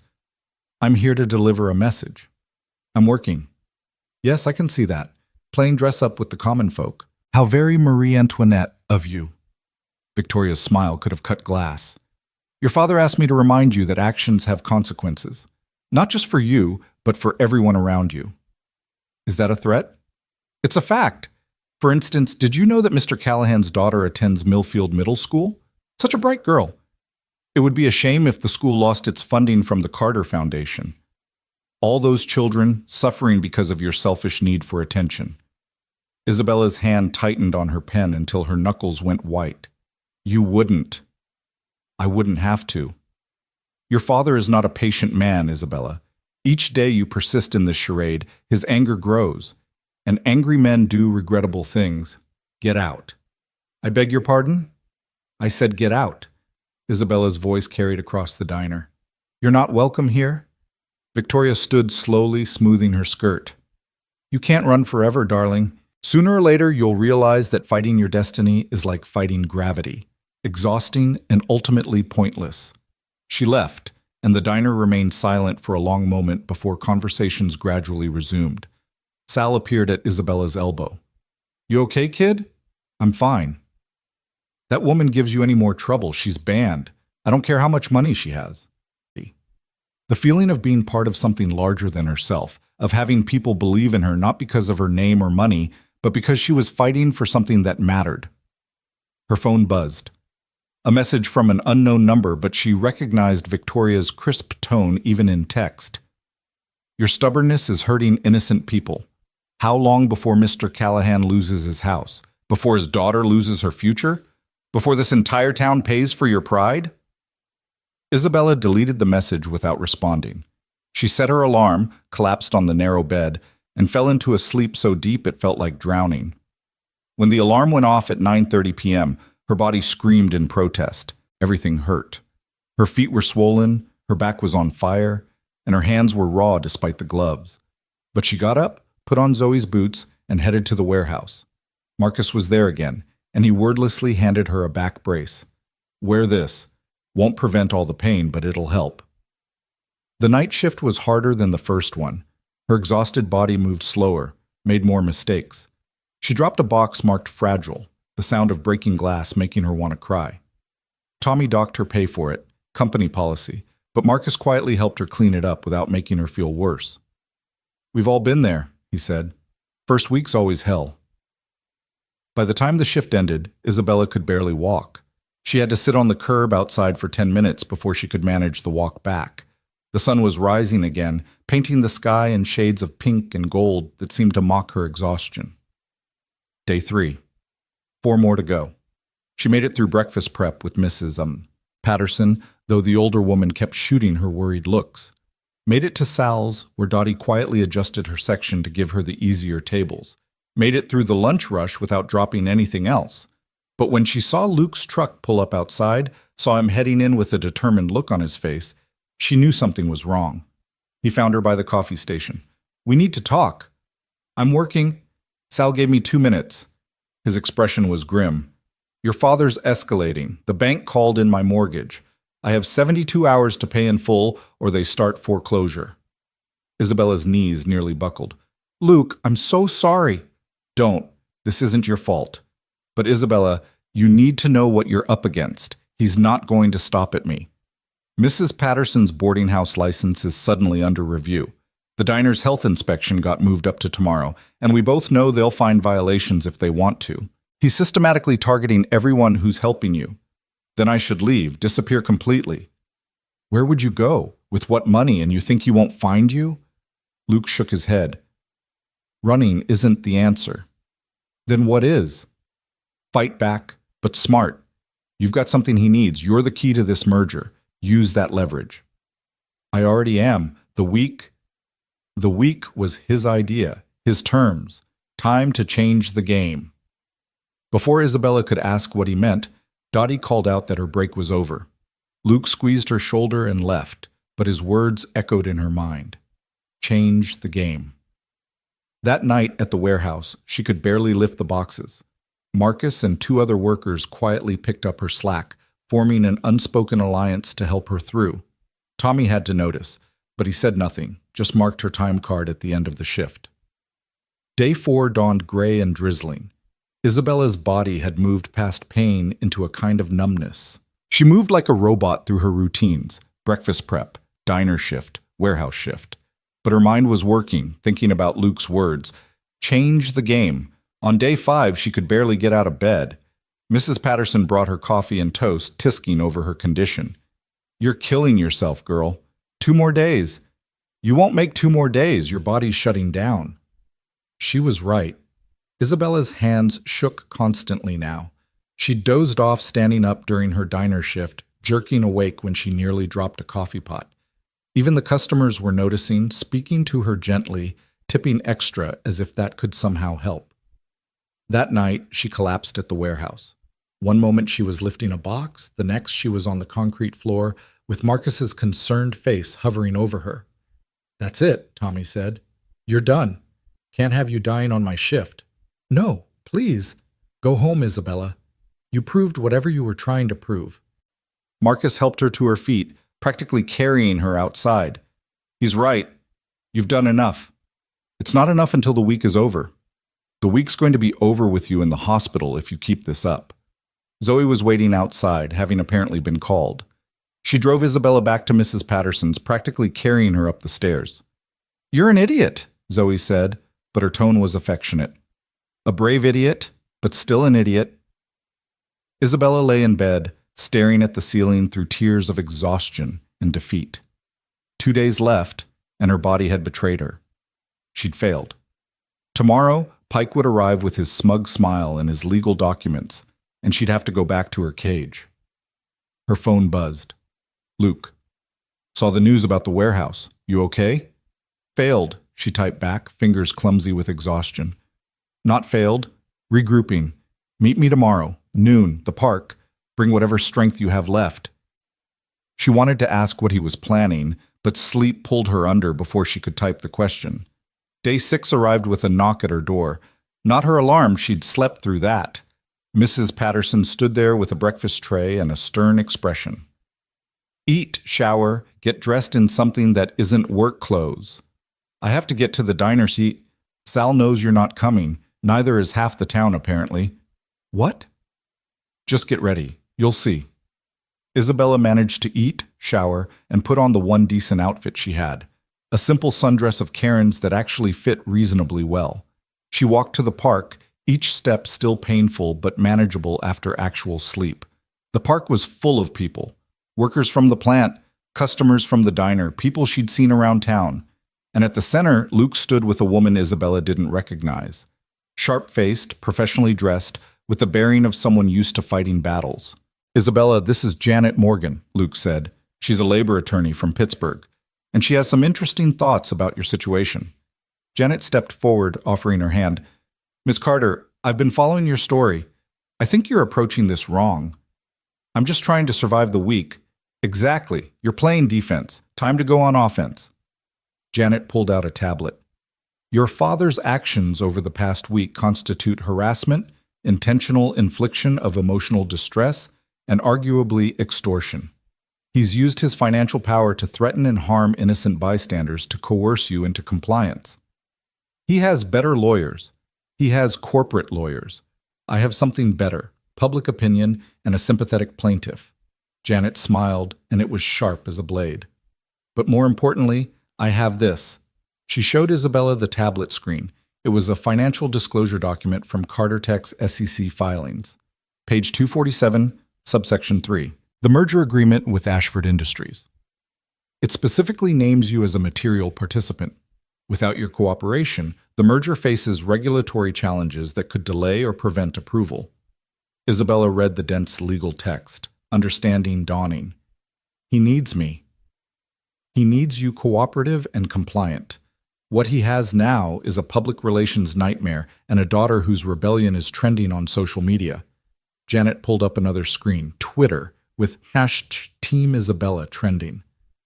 "Every day you stand up to him, his stock price drops. Investors get nervous. The board gets restless." "But I can't keep working like this." "You don't have to," Luke interrupted. "That's what Janet's explaining. You've already won." "I haven't made it the week." "The week was his construct," Janet said. "A test designed for you to fail. But you've already succeeded in what matters. You've shown the world that Richard Carter will destroy anyone who defies him. You've exposed his true nature, and that gives you power." Isabella looked around the park at all the faces watching her. "What are you suggesting?" "We hold a press conference," Janet said. "Right here, right now. You announce that you're filing charges against your father for harassment and extortion. You document every threat, every action taken against the people who helped you. You make it clear that you're not backing down." "He'll bury me in legal fees. Pro bono," Janet said. "I'm taking this case for free. Win or lose, it's the kind of publicity money can't buy." Isabella felt something shift in her chest, a weight lifting or maybe just repositioning. "And then what?" "Then we negotiate," Luke said, "but from a position of strength, not desperation." Isabella looked at the crowd gathered around her. Mrs. Patterson was there, and Sal, and Dottie. Marcus from the warehouse, Zoe with her purple hair bright in the morning sun. Even some of the customers from the diner, the ones who'd tipped extra and spoken kindly when she was dead on her feet. Why? She asked them. Why do you all care? It was Mr. Henderson who answered, the old man stepping forward with his coffee-stained veteran's cap. Because we've all been pushed around by rich folks who think money makes them right. Watching you stand up to your father, work yourself half to death rather than give in, it reminds us that money isn't everything, that regular people matter too. You're not regular people, Isabella said, her voice catching. You're extraordinary, all of you. She turned to Janet. What do I need to do? Janet smiled. Just tell the truth. 20 minutes later, Isabella stood before a cluster of news cameras that had been hastily assembled. The national media had been following the story, and they'd descended on the park like hungry wolves sensing fresh meat. Isabella had no prepared statement, no carefully crafted words. She just spoke from her heart. My name is Isabella Carter. 6 days ago, I ran away from home because my father was trying to force me into an arranged marriage for business purposes. When I refused to return, he sent men to physically drag me back. Luke Callahan saved me that night, a complete stranger who risked everything to help someone in need. She paused, looking directly into the cameras. Since then, my father has systematically attacked everyone who's shown me kindness. He's closed a factory early, putting hundreds out of work. He's threatened foreclosure on Luke's home. He's targeted a diner, a boarding house, even a school, all to punish me for claiming my right to make my own choices. The crowd was silent, hanging on every word. I've spent the last 5 days working minimum wage jobs, trying to prove I could survive without the Carter fortune. And you know what? I nearly killed myself trying. Not because the work is beneath me, but because the work is hard. Harder than anything I've ever done. The people who do these jobs every day, who support their families on these wages, who maintain their dignity despite being looked down on by people like my father, they're heroes. She spotted Pike at the edge of the crowd, his phone pressed to his ear, no doubt reporting to Richard. My father gave me a week to prove I could make it on my own. I failed that test by his standards. I collapsed at work, I couldn't maintain the pace, but I've succeeded in ways he never expected. I've discovered that wealth isn't measured in dollars. It's measured in the willingness of strangers to help someone in need. It's measured in solidarity, in kindness, in the courage to stand up to bullies no matter how powerful they are. Isabella took a deep breath. So here's my message to my father. I'm not coming back. Not to your world of arranged marriages and corporate mergers and treating people like chess pieces. I'm staying here, with people who value character over cash. And if you continue to harass and threaten this community, we will fight back. Not with money or influence, but with truth and determination and the knowledge that some things can't be bought. She stepped back from the microphones. The reporters erupted with questions, but Janet stepped forward to field them. Luke appeared at Isabella's side, guiding her away from the chaos. That was perfect, he said quietly. Was it? I just declared war on one of the most powerful men in America. No, you declared independence. There's a difference. They walked to a quiet corner of the park where Maddie was waiting, having skipped school with Luke's permission to witness this moment. That was amazing, Maddie said, hugging Isabella. You're like a real-life hero. I'm really not. You are to me, Maddie interrupted. You showed that standing up for yourself matters, even when it costs everything. Isabella's phone rang. Unknown number, but she knew who it would be. Hello, Father. You've lost your mind. Richard's voice was ice cold. Do you have any idea what you've just done to our stock price? Made it accurately reflect the company's values? This ends now, Isabella. You will publicly retract your statement, apologize for your behavior, and return home immediately. No. No? No, I'm done being your pawn. If you want to salvage this situation, you'll come here and negotiate like a civilized human being. I don't negotiate with your daughter. That's the problem, isn't it? You've never seen me as a person, just an asset. Well, this asset has depreciated in value, at least by your standards. Question is, what are you going to do about it? There was a long silence. Then, I'll be there in 3 hours. The line went dead. Isabella looked at Luke and Maddie, her chosen family of the moment. He's coming. Good, Luke said. Let him come. This is our turf now. The 3 hours passed like minutes and years simultaneously. Isabella sat in Luke's kitchen, the same table where she'd first tasted safety just 6 days ago, surrounded by an unlikely war council. Janet Morgan had commandeered the living room as a makeshift office, her laptop and legal papers spread across every surface. Mrs. Patterson had arrived with a casserole and the fierce determination of a woman who'd seen too much injustice to tolerate more. Sal had closed the diner early, declaring that some things were more important than the lunch rush, and now stood by the window like a sentry, watching for the inevitable motorcade. "He'll try to intimidate you," Janet said, not looking up from her papers. "It's his primary negotiation tactic. Make you feel small, insignificant, dependent." "I know," Isabella replied, though her hands trembled slightly around her coffee mug, the same chipped one from that first night. "The key is to remember what you've built here," Luke added. "He can't take that away, no matter what he threatens." Maddie, who should have been in school but had refused to miss this showdown, sat beside Isabella, her young face serious. "Mom always said bullies only have the power you give them." "Your mom sounds like she was wise," Isabella said. "She was," Maddie replied simply, and the quiet grief in those two words said everything about loss and survival and continuing on despite the emptiness. The sound of vehicles approaching made them all tense. Not just the expensive purr of luxury cars, but something more, the rumble of trucks, the distinctive rattle of older vehicles. Isabella moved to the window and gasped. The street was filling with people. Workers from the plant, customers from the diner, neighbors Isabella had never even met. They stood on lawns and sidewalks, creating a human corridor through which Richard Carter would have to pass. They weren't protesting, weren't shouting.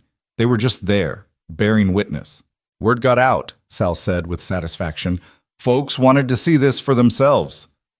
The motorcade arrived like an invasion, 6 black SUVs forming a defensive perimeter around a Bentley that gleamed like dark water.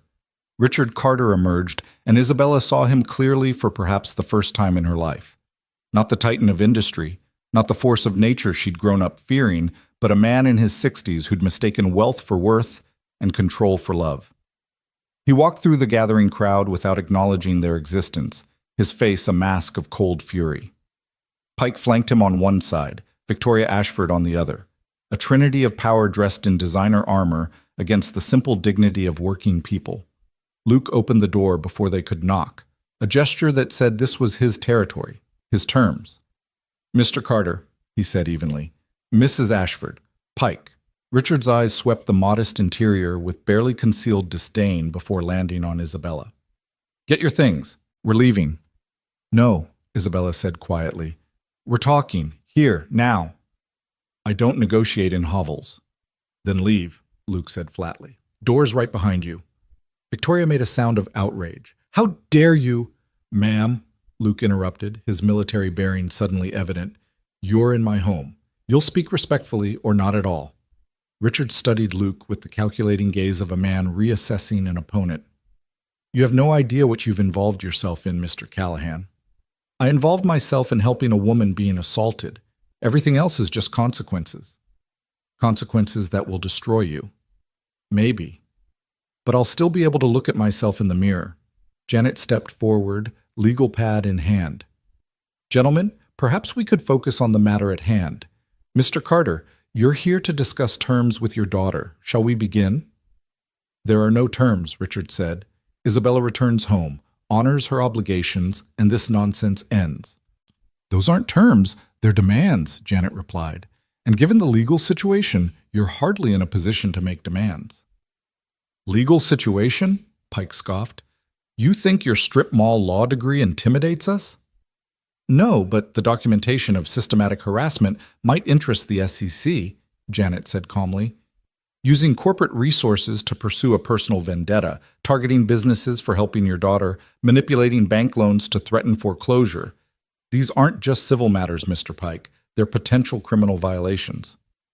"You can't prove. Actually, I can." Janet pulled out her phone, swiped to a recording app. "Amazing how many security cameras catch audio these days.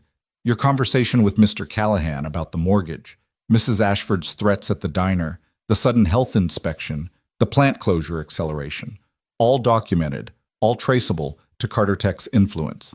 Isabella watched her father's face change, the cold fury giving way to something more calculating. What do you want? He asked finally. Freedom, Isabella said. Complete, unconditional freedom to live my own life. In exchange for? I won't pursue legal action. I won't go public with the harassment campaign. I'll sign whatever documents you need for the merger, stating that I have no interest in the family business and no claim on future profits. The merger requires your participation. No, it requires my non-interference, Janet interjected. I've reviewed the contracts. Miss Carter's signature on a non-contestation agreement would suffice. Victoria's perfectly composed face cracked slightly. This is absurd. Isabella, you're throwing away billions. I'm throwing away chains, Isabella corrected. Golden chains, but chains nonetheless. You ungrateful little... Careful, Luke warned, and something in his tone made Victoria stop mid-sentence. Richard was silent for a long moment, his mind clearly working through calculations and consequences. And if I refuse? Then we go to court, Janet said, very publicly. Every major media outlet will cover it. The poor little rich girl forced into an arranged marriage, fighting back against her tyrannical father. The stock price will crater. The board will revolt. The merger will definitely fail. You'd destroy your own family's legacy? What legacy? Isabella asked. A fortune built on treating people as commodities? A name that opens doors but closes hearts? That's not a legacy, Father. It's a liability. Maddie, who'd been silent throughout, suddenly spoke up. My mom used to say that what you leave behind isn't what's written on your tombstone, but what's written in people's hearts. Richard turned his cold gaze on the teenager. And what did your mother leave behind? Medical debt that nearly bankrupted your father. The room erupted. Luke lunged forward, held back only by Isabella and Sal's combined grip. Mrs. Patterson launched into a tirade that would have made sailors blush. Even Janet lost her professional composure, her voice sharp with outrage. But it was Maddie who delivered the killing blow, her young voice cutting through the chaos with devastating clarity. My mother left love, she said simply. She left memories of bedtime stories and terrible pancakes and dancing in the kitchen. She left a father who knows how to be strong and gentle at the same time. She left a town full of people who still bring us casseroles on her birthday because they remember her kindness. What will you leave behind, Mr. Carter? A big bank account and a daughter who couldn't wait to escape? The silence that followed was deafening. Richard's face had gone pale, something flickering in his eyes. Perhaps the first genuine emotion Isabella had seen from him in years. You know nothing about it, he said finally, but the words lacked their usual force. I know Isabella has been happier in 6 days of poverty than in 28 years of wealth, Maddie continued. That has to mean something, even to you. Richard looked at his daughter then, really looked at her. Saw the exhaustion from physical labor, the simple clothes, the chapped hands from dish soap and warehouse work, but also saw something else. A strength that hadn't been there before. A certainty that no amount of money could buy or break. You really choose this? He asked, and for a moment he sounded almost human. This ordinary life? There's nothing ordinary about it, Isabella replied. These people work harder in a day than I ever did in a year. They love fiercely, protect completely, and stand by each other without calculating the cost-benefit ratio. So yes, I choose this. You'll regret it. When the novelty wears off, when you're 40 and still serving coffee, when you can't afford proper medical care, then I'll deal with those problems as they come, like everyone else does. Richard turned to Luke. And you? What's your angle in this? Hero complex? Some misguided attraction? I have a daughter, Luke said simply. I'm teaching her to stand up for what's right, even when it costs everything. Isabella is doing that. Supporting her is the lesson I want Maddie to learn. Noble words from a man about to lose his house. Cancel the foreclosure, Isabella said suddenly. All of it. The house, the plant closure acceleration, the threats against the diner and boarding house. Reverse it all. Why would I? Because it's the right thing to do. Because these people didn't ask to be part of our family drama. Because maybe, just maybe, there's still a shred of the man Mother fell in love with buried under all that ice. The mention of Isabella's mother, dead 5 years now from a car accident that Richard had never properly grieved, made him flinch visibly.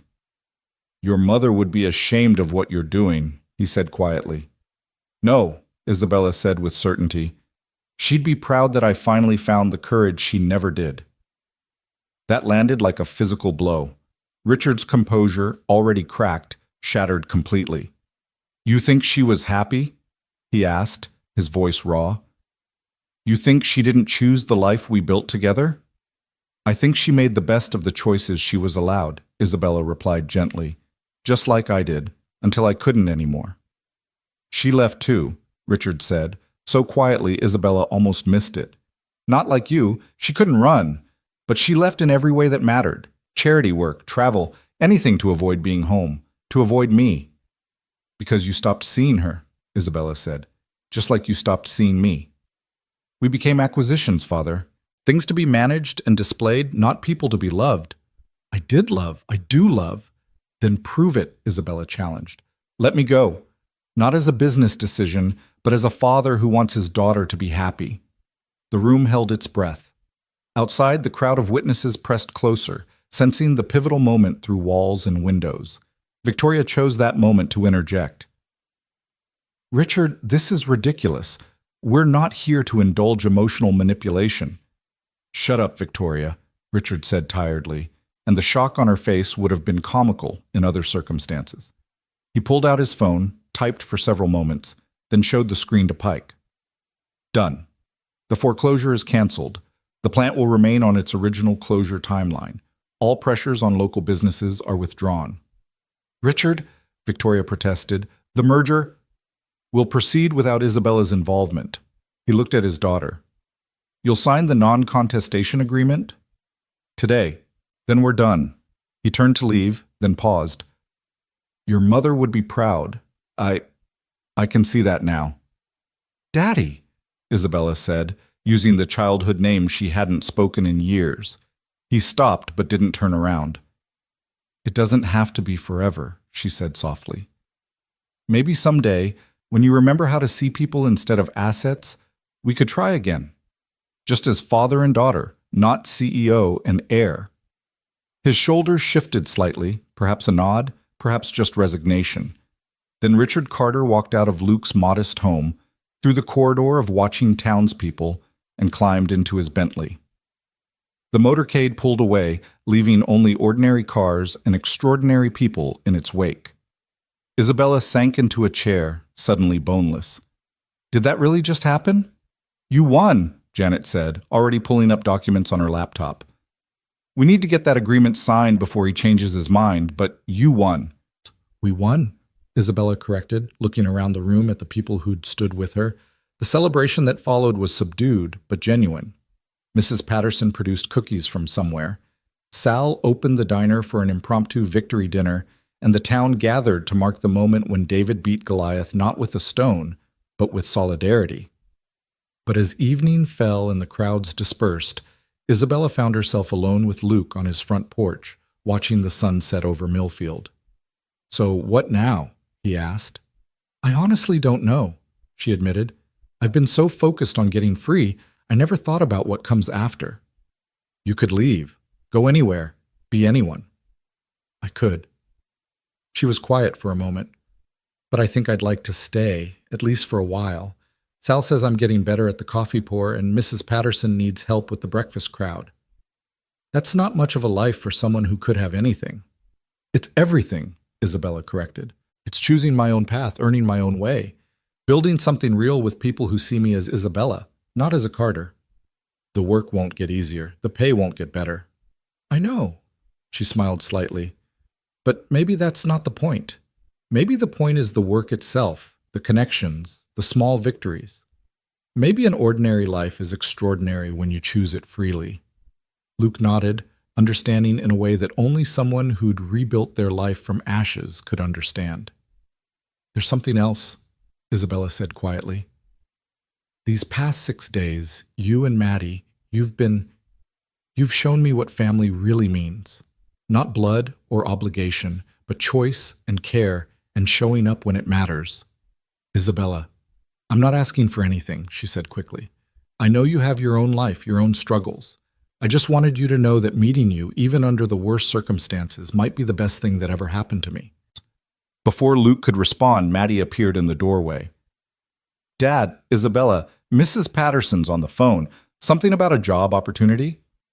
Isabella took the phone, listened for a moment, then started laughing. You're serious? Yes, yes, of course. Tomorrow morning? I'll be there. She hung up and turned to Luke and Maddie with shining eyes. The community center, the one that closed when the plant downsized? Mrs. Patterson's church group just got a grant to reopen it. They need someone to run programs for displaced workers, help with job training and placement. The pay is barely above minimum wage, but it's perfect, Luke finished. It's you. Would you help? Isabella asked suddenly. Both of you? Luke, your military experience would be invaluable for leadership training. And Maddie, you could tutor kids who are struggling with school because their parents are working multiple jobs. I'd have to find a job first, Luke pointed out. Actually, Sal's voice came from behind them. When had he arrived? I've been thinking about retiring. Bad back, you know. Need someone to take over the diner. Someone who understands hard work and has proven he'll stand up for this community. Sal, I don't know anything about running a restaurant. You know people. The rest can be learned. Sal shrugged. Think about it. The place doesn't make much, but it's honest work. As Sal wandered off, Maddie looked between Luke and Isabella with a knowing smile. So we're all staying? We're all going to rebuild together? Looks like it, Luke said, ruffling his daughter's hair. Good, Maddie declared. Mom would have liked this. All of us choosing to be family. Isabella felt tears prick her eyes. Good tears. Healing tears. 6 days ago, she'd run from a life that was killing her slowly. Now, she'd found a life worth living, worth fighting for, worth the calluses and exhaustion and small paychecks. Her phone buzzed with the news alert. The headline made her laugh out loud. Carter Heiress chooses love over luxury. The billionaire's daughter who said no to billions. They got it wrong, she said, showing Luke the screen. I didn't choose love over luxury. I chose freedom over fear. I chose real over rehearsed. I chose hard work over easy money. And? Luke prompted, something warm in his eyes. And maybe, Isabella said, meeting his gaze, maybe I chose the possibility of something real with people who matter over the certainty of something fake with people who don't. That's a lot of choosing, Maddie observed with 13-year-old wisdom. But good choices, I think. As night fell over Millfield, the three of them sat on the porch, not talking about the future or the past, just existing in a moment of hard-won peace. Tomorrow would bring new challenges, the community center to organize, the diner to learn, a life to build from scratch. But tonight, Isabella Carter, though she was already thinking about legally changing her name to just Isabella, was exactly where she chose to be. Not because she had nowhere else to go, but because she had nowhere else she'd rather be. The news vans had finally left, taking with them the story they thought they understood. But the real story was just beginning. Not the tale of a runaway heiress, but the story of a woman who ran toward something instead of away, toward community, toward purpose, toward a version of herself she was only just beginning to discover. A week ago, she'd had everything and felt nothing. Now she had almost nothing and felt everything. The trade-off, she decided, as Luke's hand found hers in the darkness and Maddie leaned against her shoulder, was more than worth it. The princess had not been rescued from her tower. She'd rescued herself, and in doing so, had discovered that the tower had been of her own making all along. Now, with calloused hands and a minimum wage job and a family of choice rather than blood, Isabella was finally, truly, completely free. The story the media would tell tomorrow would focus on the money she'd walked away from, the life of privilege she'd abandoned. But sitting on that creaking porch in a dying mill town, surrounded by people who'd fought for her simply because it was right, Isabella knew the truth.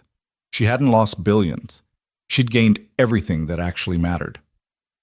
A car pulled up to the curb, and for a moment everyone tensed. But it wasn't a black SUV or a Bentley. It was an old Honda Civic with a bad muffler, and Janet Morgan climbed out with a folder of papers and a satisfied smile. The agreements, she said, climbing the porch steps, all ready for signature. Once you sign these, you're legally free of any claim to the Carter fortune, but also free of any obligation to it. Isabella took the pen without hesitation, signing her name with a flourish. There, Isabella Carter is officially nobody special. Wrong, Luke said firmly. Isabella, just Isabella, is extraordinarily special. She just doesn't need a fortune to prove it anymore. Sap, Maddie accused, but she was smiling. Janet gathered the papers, then surprised them all by sitting down on the porch steps. You know, I've been a lawyer for 15 years. Corporate battles, labor disputes, David versus Goliath cases that usually end with David getting squashed. This is the first time I've seen David win so completely. We had help, Isabella said, gesturing toward the town around them. No, you had community. There's a difference. Janet stood to leave, then paused. The offer stands, by the way. If your father reneges on any of this, if he comes after you or anyone here again, I'll represent you pro bono. Why? Isabella asked. Because what happened here matters. It shows that money isn't the only power in the world. Sometimes courage and community are stronger. She smiled. Plus, it's going to make one hell of a book someday. After Janet left, the three of them remained on the porch. The night was cooling, autumn asserting itself, and Isabella shivered slightly. Luke disappeared inside and returned with a blanket. Not an expensive throw, just a well-worn quilt that smelled of home. Thank you, she said, meaning so much more than just the blanket. So tomorrow you start at the community center? Maddie asked. Tomorrow I start the rest of my life, Isabella corrected. The center is just the beginning. Big words for someone who nearly collapsed in a warehouse 3 days ago, Luke teased gently. That was the old Isabella, the one who thought she had to prove something by suffering. The new Isabella knows that strength isn't about how much you can endure alone. It's about knowing when to let others help carry the load. Philosophy from the former heiress, Maddie said with mock seriousness. I should write this down for my English essay. They laughed, and the sound carried across the quiet street. Somewhere, Richard Carter was probably in his penthouse office, surrounded by luxury and emptiness. Victoria Ashford was likely raging about the failed merger, calculating her losses. Pike was drafting press releases to minimize the damage to Carter Tech's stock price. But here in Millfield, on a porch that needed painting, three people who'd found each other through chaos were writing a different kind of story. Not a fairy tale. Those always ended with the princess in a castle. This was better. This was real. I should go, Isabella said eventually. Mrs. Patterson has rules about curfew, and I need to be up early for the breakfast shift before the center. You're still working at the boarding house? Luke asked, surprised. Of course, the center job won't pay all my bills. Besides, I like the breakfast crowd now. Mr. Henderson always tells me stories about his service. Mrs. Kowalski brings me cookies. She smiled. I'm building a life, one small piece at a time. As she stood to leave, Maddie hugged her tightly. You're going to do amazing things at the center. We're going to do amazing things, Isabella corrected. All of us, together. She walked down the steps, then turned back. Luke, thank you. For that first night. For standing up to those men when you didn't have to. For everything since. You saved my life in more ways than one. You saved yourself, Luke replied. I just held the door open. Sometimes that's everything, Isabella said softly, then walked into the night toward her small room and her small life that felt bigger than any mansion ever had. Luke and Maddie watched her go, then sat quietly for a moment. Dad? Maddie said finally. Yeah, sweetheart? I think Mom would have really liked her. Yeah, Luke agreed, thinking of Karen's fierce spirit, her compassion, her belief that people were more than their circumstances. I think she would have. Are you going to ask her out? Maddie! What? It's obvious you like each other, and she's staying in town, and you're both single, and she just gained her freedom. The last thing she needs is to jump into something else. But maybe eventually? Luke thought about Isabella's smile, her determination, the way she'd stood up to her father, the way she'd fit into their small family like she'd always belonged there.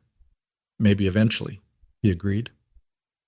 They went inside, leaving the porch light on, a small beacon in the darkness, welcoming whoever might need to find their way home. 3 months had passed since that night on the porch, and winter had settled over Millfield like a gray blanket. Isabella stood in the community center's main hall, watching as 43 displaced workers practiced interview techniques in small groups. The space that had been empty and echoing in October now hummed with purpose. Computers lined one wall for resume writing. A corner had been converted into a children's area where parents could leave their kids during training sessions, and the smell of coffee perpetually wafted from the small kitchen where volunteers kept the pot always full. "Isabella, we have a problem," Marcus said, approaching with a worried expression. He'd become her unofficial deputy at the center, his natural leadership and connection to the plant workers invaluable. "The heating bill just came in. We can't cover it and still run the programs." Isabella looked at the bill and winced. Their grant barely covered basic operations, and winter in Pennsylvania was brutal. "How short are we?" $800 this month, and it's only going to get worse as it gets colder." She rubbed her temples, feeling the familiar tension headache that came from juggling impossible numbers. "We'll figure it out. We always do." "Isabella, you can't keep covering shortfalls out of your diner tips." "Watch me," she said with more confidence than she felt. Between her morning shifts at Mrs. Patterson's, lunch rushes at the diner, Sal had officially hired her full-time when she wasn't at the center, and evening programs here, she was barely sleeping. But the work mattered. These people mattered. The door burst open, letting in a swirl of snow and Maddie Callahan, her cheeks red from the cold. "Isabella, Dad sent me to get you. There's someone at the diner you need to see." "I can't leave now. We have the resume workshop." "Marcus can handle it," Maddie insisted. "This is important." Isabella grabbed her coat, a second-hand find from the church thrift shop that had become her favorite possession, and followed Maddie through the snowy streets. The diner was packed for lunch, steam fogging the windows, but all conversation stopped when she entered. There, sitting in the corner booth like he'd been carved from ice, was Richard Carter. Isabella froze. She hadn't seen or spoken to her father since that day in Luke's living room. He looked older, she thought, grayer. The armor of his expensive suit couldn't hide the weariness in his shoulders. Luke stood behind the counter, coffee pot in hand, his expression carefully neutral. "He's been here an hour," he said quietly. Said he'd wait as long as it took. Isabella approached the booth slowly, aware of every eye in the diner following her movement. She slid in across from her father, noting the untouched cup of coffee in front of him. "Hello, Father." "Isabella." He studied her appearance, the serviceable clothes, the calloused hands, the fatigue she couldn't quite hide. "You look tired."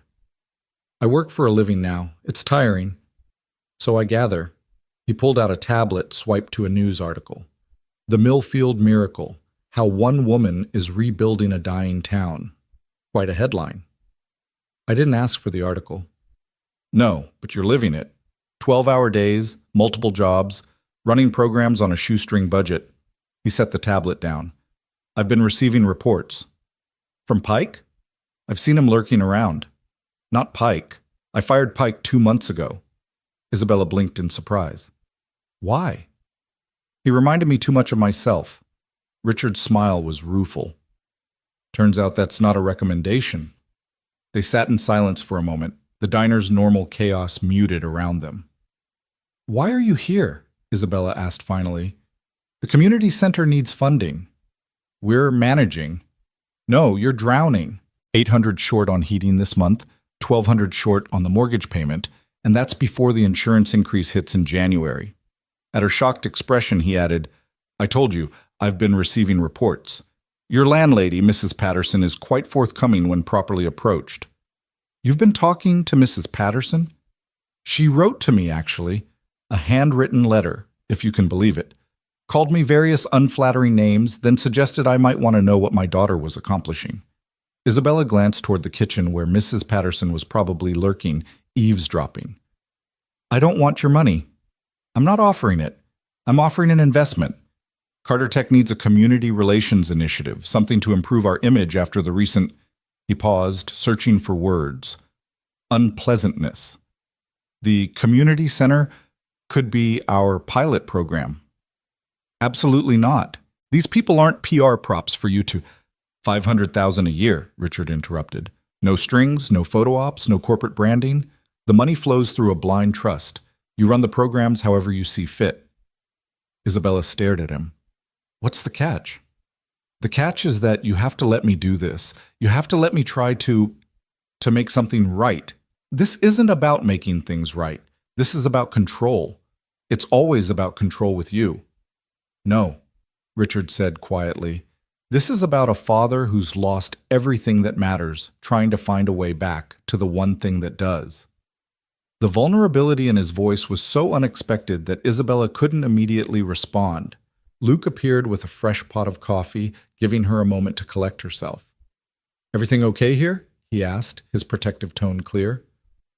"We're fine," Isabella said, not taking her eyes off her father. "Aren't we?" Richard nodded slowly. "Mr. Callahan, I owe you an apology. My behavior 3 months ago was inexcusable." Luke's eyebrows rose. "That's unexpected." "I've had time to reflect. Being humbled publicly has that effect." Richard's smile was self-deprecating. "My stock price has recovered, by the way. Turns out investors appreciate a CEO who can admit mistakes." "Who knew?" 500,000, Isabella repeated. "No strings." "One string," Richard admitted. "You have dinner with me once a month. Just dinner, just talking. No business, no pressure. Just a father and daughter trying to remember how to be family." Isabella felt tears prick her eyes. "I don't know if I can trust you." "I know, I haven't earned it, but I'd like to try." She looked around the diner at the faces watching them. Sal trying to pretend he wasn't listening. Dottie openly staring, regular customers who'd become friends over 3 months of shared coffee and conversation. These people had taught her about real community, real support. Maybe they could teach her about forgiveness too. "One dinner," she said finally. "We'll start there." Relief flickered across Richard's features. "Tonight? I have programs until 8. 8:30 then. Here?" He gestured around the diner. "You want to have dinner at Sal's?" "It seems appropriate. This is your world now." After he left, promising to return that evening, the diner exploded in conversation. Everyone had opinions, advice, warnings, but it was Sal who summed it up best. "Family's complicated, but sometimes complicated is worth it." Isabella returned to the community center to find Marcus had indeed handled the resume workshop beautifully. The afternoon flew by in a blur of job placement calls, skills assessments, and planning sessions for the spring training program. At 5, Luke arrived with Maddie for their volunteer shift, Luke teaching basic financial literacy while Maddie tutored in the kids' corner. "Heard about your father," Luke said during a break. "You okay?" "I don't know. 3 months ago I was sure I never wanted to see him again. Now," she shrugged. "People change, right?" "Some people, some don't." He touched her arm gently. "Just be careful. I'm having dinner with him at Sal's. Pretty sure he can't kidnap me from there." "Want backup?" "No, but thank you." She smiled at him, feeling the familiar warmth that had been growing between them over the months. They hadn't acted on it. She needed time to be just Isabella, not someone's daughter or girlfriend, but it was there, patient and steady, like Luke himself. At 8:15, she walked through the snow back to Sal's, her second-hand boots crunching on the salt-scattered sidewalk. Richard was already there, looking hilariously out of place in his $1,000 suit among the vinyl and formica. "You came back," she said, sliding into the booth. "I said I would." Dottie appeared with menus, which seemed absurd. Isabella knew every item by heart, had served them all hundreds of times. "What can I get you folks?" "What do you recommend?" Richard asked Isabella. "The meatloaf. It's Thursday, so Sal made it fresh this morning. Best in Pennsylvania." "Then meatloaf it is." They ordered and then faced each other across the table, 3 months of silence stretching between them. "Tell me about the center," Richard said finally. So she did. She told him about Marcus and his daughter Jasmine, who'd gotten the Carter Foundation scholarship and was thriving at Penn State. About the single mothers who brought their kids to the evening programs because they couldn't afford childcare. About the veterans who came for Luke's financial literacy classes but stayed for the coffee and companionship. About small victories, jobs found, skills learned, dignity preserved despite circumstances. "You're happy," Richard observed when she paused. "Really happy." I am. It's hard. Harder than anything I've ever done, but it's real. It's mine. Your mother would be proud." Isabella's throat tightened. "Don't." Don't use her memory to. I'm not. I'm stating a fact. She would be proud. She always wanted. He stopped, started again. She wanted you to be your own person. I'm the one who tried to make you into something else. Their food arrived, giving them both a moment to regroup. Richard took a bite of meatloaf, his eyes widening slightly. This is actually excellent. Don't sound so surprised. Good food doesn't require white tablecloths. They ate in relative silence for a few minutes, the diner's comfortable chaos around them. Then Richard said, I've been seeing someone. Isabella nearly choked on her coffee. What? A therapist. Pike's firing wasn't the only change I made. I've been trying to understand why I became what I became. And it turns out losing your wife and pushing away your daughter leaves you with nothing but money, which is a cold comfort at 3 a.m. He set down his fork. I'm not asking for forgiveness. I'm not sure I deserve it. I'm just trying to be better. Why should I believe you? You shouldn't. Not yet. But maybe, over time, I can earn it. Isabella studied his face, searching for the calculation that had always been there. She found uncertainty instead, and somehow that was more convincing than any smooth words could have been. The funding for the center, she said. I'll accept it, but with conditions. Name them. Complete transparency. I see all documents, all transfers. The community board has oversight, and if you ever try to use it as leverage, it stops immediately. Agreed. And the dinners, here, always here. My territory. Agreed. And you apologize to Luke, properly. And to Mrs. Patterson and Sal and everyone else you threatened. Well, Richard's jaw tightened, but he nodded. Agreed. They finished their meal, talking carefully about safe topics, the weather, changes in Millfield, anything but the years of hurt between them. When the check came, Richard reached for it, but Isabella was faster. My treat, she said. I work here, remember? Employee discount. Isabella, I can afford. So can I. It's $12, not $12,000. She paid with the tips she'd earned that morning, noting the irony of buying her billionaire father dinner with coffee money. But Richard seemed to understand the gesture, the importance of it. As they stood to leave, he hesitated. Same time next month? Last Thursday of the month, standing date. Thank you, he said simply, and she knew he meant for more than just dinner. After he left, Isabella helped Dottie close up, wiping down tables and refilling salt shakers, the familiar routine soothing her churning emotions. That was a big step, Dottie observed. Maybe too big. Honey, there's no such thing as too big when it comes to forgiveness. Just take it one dinner at a time. Isabella walked home to Mrs. Patterson's through the falling snow, finding the older woman waiting in the kitchen with hot tea and an expectant expression. So, how did it go? You wrote to him. You interfered. I observed and acted. There's a difference. Mrs. Patterson pushed a mug toward her. That man needed to see what he was missing. You needed to decide if he was worth forgiving. Neither of you would make the first move, so I did. You had no right. I have every right. You're mine now, girl. This town claimed you, and that makes you family. And family medals. She smiled. Besides, it worked, didn't it? Isabella wanted to be angry, but found herself laughing instead. You're impossible. I'm right. There's a difference. The next morning brought chaos to the community center. The news of Carter Tech's funding had somehow leaked. Isabella suspected Mrs. Patterson, and the phone hadn't stopped ringing. Local news wanted interviews. Displaced workers wanted to know if this meant more programs, and the mayor himself showed up to shake hands and claim credit he didn't deserve.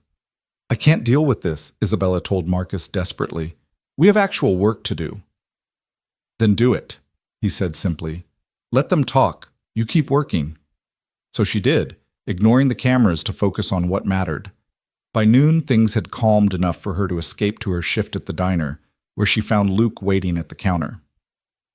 Heard about the funding? He said. 500,000? Enough to really make a difference. Heat all winter, expand the programs, maybe even hire real staff instead of relying on volunteers. You trust him? No, but I trust the legal documents Janet's drawing up. She poured him coffee without being asked, knowing his order by heart now. How's Maddie? Excited about the expansion, she's already planning a whole tutoring program, complete with curriculum. His smile was proud. She's got her mother's organizing gene. And her father's heart. Their eyes met and held for a moment, that familiar warmth sparking between them. 3 months of careful friendship, of building something solid and real without the pressure of romance. But lately, Isabella had been thinking about what came next, about what she wanted beyond survival and work. "Luke! Isabella! Order up!" Sal's voice boomed from the kitchen, breaking the moment. The lunch rush descended, leaving no time for personal conversation. Isabella moved through the familiar dance of orders and refills, but her mind kept drifting to possibilities. She'd proven she could stand alone. Maybe it was time to consider standing with someone. That evening, she was filing paperwork at the center when Zoe burst in, purple hair now streaked with green for the holidays. "Isabella, you'll never guess what happened. You won the lottery? Better.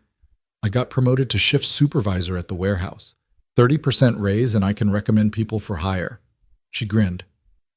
"Guess who I'm recommending?" "Zoe, I can't go back to the warehouse.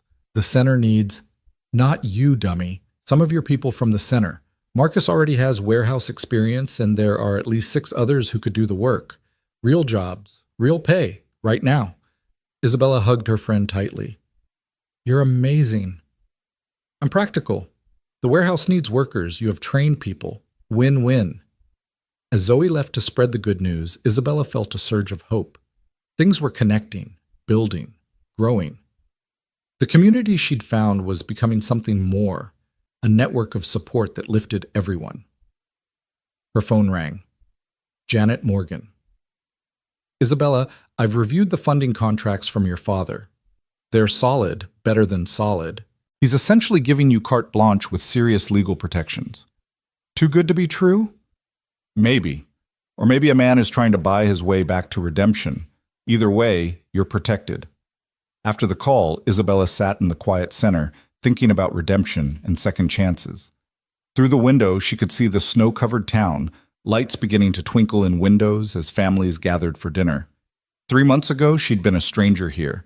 Now she was part of the fabric of this place, woven into its struggles and hopes. A knock at the door interrupted her thoughts. Luke stood there with 2 cups of hot chocolate from the cafe down the street. "Thought you could use this," he said, offering her a cup. "You thought right." She took a sip, savoring the warmth. "Want to sit?" They settled on the worn couch in the reception area, the one donated by the Methodist Church that had seen better decades but was perfectly comfortable. "I've been thinking," Luke started, then stopped. "This is harder than diffusing IEDs." "What is?" "Asking you to dinner. A real dinner, not grabbing food between shifts. A date dinner." Isabella felt her heart skip. "Luke, I know you needed time, space to be yourself, find your feet. And if you still need that, I understand.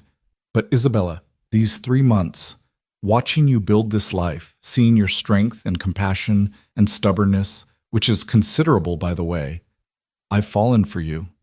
Completely." She set down her cup, turned to face him fully. "I work 16-hour days. I smell like diner grease and industrial cleaner. I have exactly 3 outfits that aren't work clothes. I'm nobody special." "Stop." His voice was firm. "You're Isabella.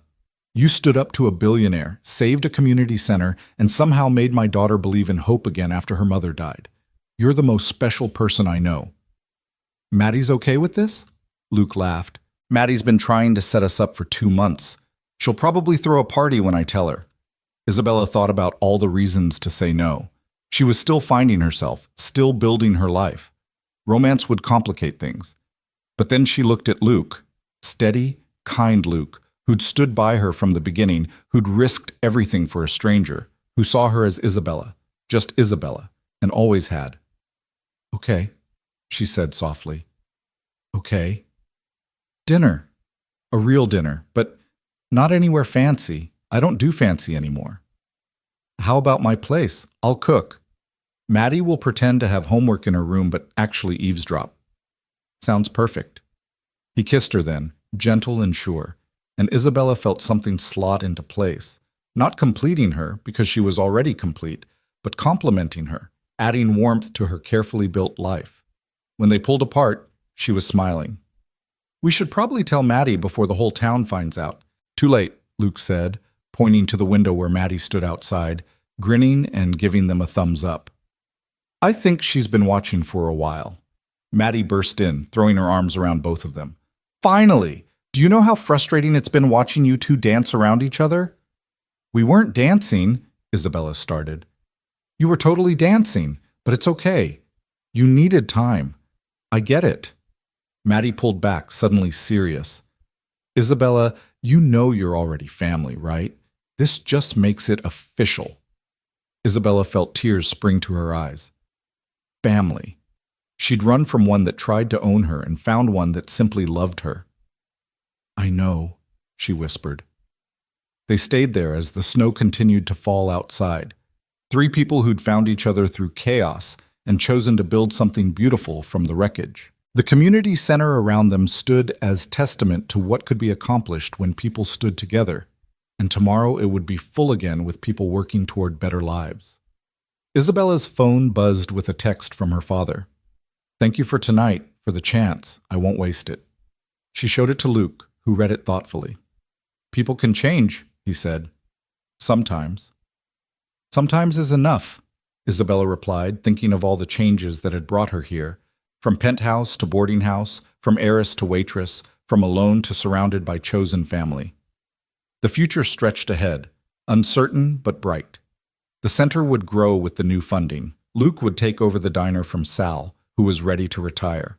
Maddie would finish middle school and head to high school, brilliant and confident. Isabella would continue building programs, changing lives one job placement at a time.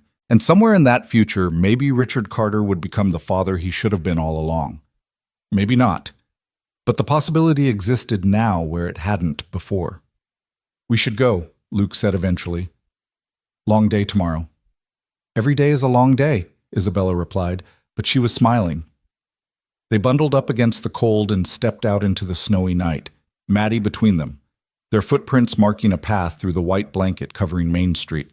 Behind them, the community center stood dark but ready, waiting for tomorrow's challenges and victories.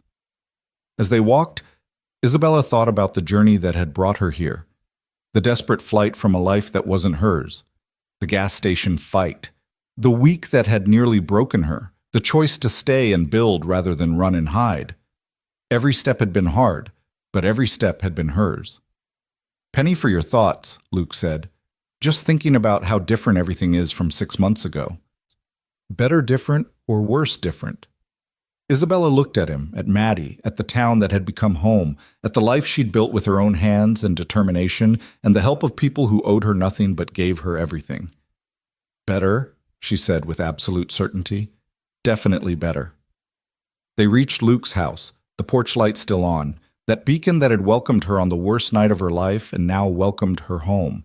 Tomorrow would bring new challenges. The heating bills would still be tight, despite the funding. The displaced workers would still need jobs. The balance between forgiveness and caution with her father would be delicate. But tonight, she was exactly where she belonged, with people who loved her for who she was, not what she represented or what she could provide. Tonight, she was just Isabella, diner waitress, community organizer, chosen daughter, maybe girlfriend, definitely family. The girl who'd run from everything had finally found something worth running toward, and she was never letting go. Spring arrived in Millfield with a burst of energy that matched the transformation taking place throughout the town. The community center had become the heartbeat of revival, and Isabella stood in its renovated main hall, watching as the governor himself toured the facility. 6 months had passed since that snowy night when she'd accepted both her father's funding and Luke's love, and the changes were remarkable. "This is extraordinary," Governor Walsh was saying, his political smile genuine for once. 6 months ago, this town was dying. Now you have job placement rates exceeding 60%, new businesses opening, families staying instead of leaving. Isabella walked him through the programs, pride evident in every gesture. The computer lab hummed with activity as people learned coding and digital marketing. The industrial training room, built with the first installment of Carter Tech funding, prepared workers for jobs in renewable energy, the sector Isabella had identified as Pennsylvania's future. The childcare center meant parents could attend classes without worry. And this all started with one woman refusing to give up, the governor said, clearly angling for a photo opportunity. It started with a community refusing to give up, Isabella corrected. I just helped organize what was already here. Marcus appeared at her elbow, his supervisor badge from the warehouse glinting. Isabella, we have a situation. She excused herself from the governor, following Marcus to the office where Luke sat with a grim expression, papers spread before him. What's wrong? She asked. Sal's medical bills, Luke said quietly. His cancer's back and the treatment isn't covered. He's talking about selling the diner to pay for it. Isabella's heart sank. Sal had become like a grandfather to her, gruff and loving in equal measure. The diner was his life's work, and Luke had been preparing to take it over when Sal was ready to retire on his own terms, not forced out by medical bankruptcy. How much? She asked. $40,000 just to start treatment. Could be twice that before it's done. Isabella stared at the numbers, her mind racing. The center's funding was earmarked for programs legally restricted. Her personal savings, built carefully over 6 months of multiple jobs, might cover $1,000. We'll figure it out, she said with more confidence than she felt. That evening's monthly dinner with Richard took on new urgency. They sat in their usual booth at Sal's, the man himself stubbornly working the kitchen despite his diagnosis.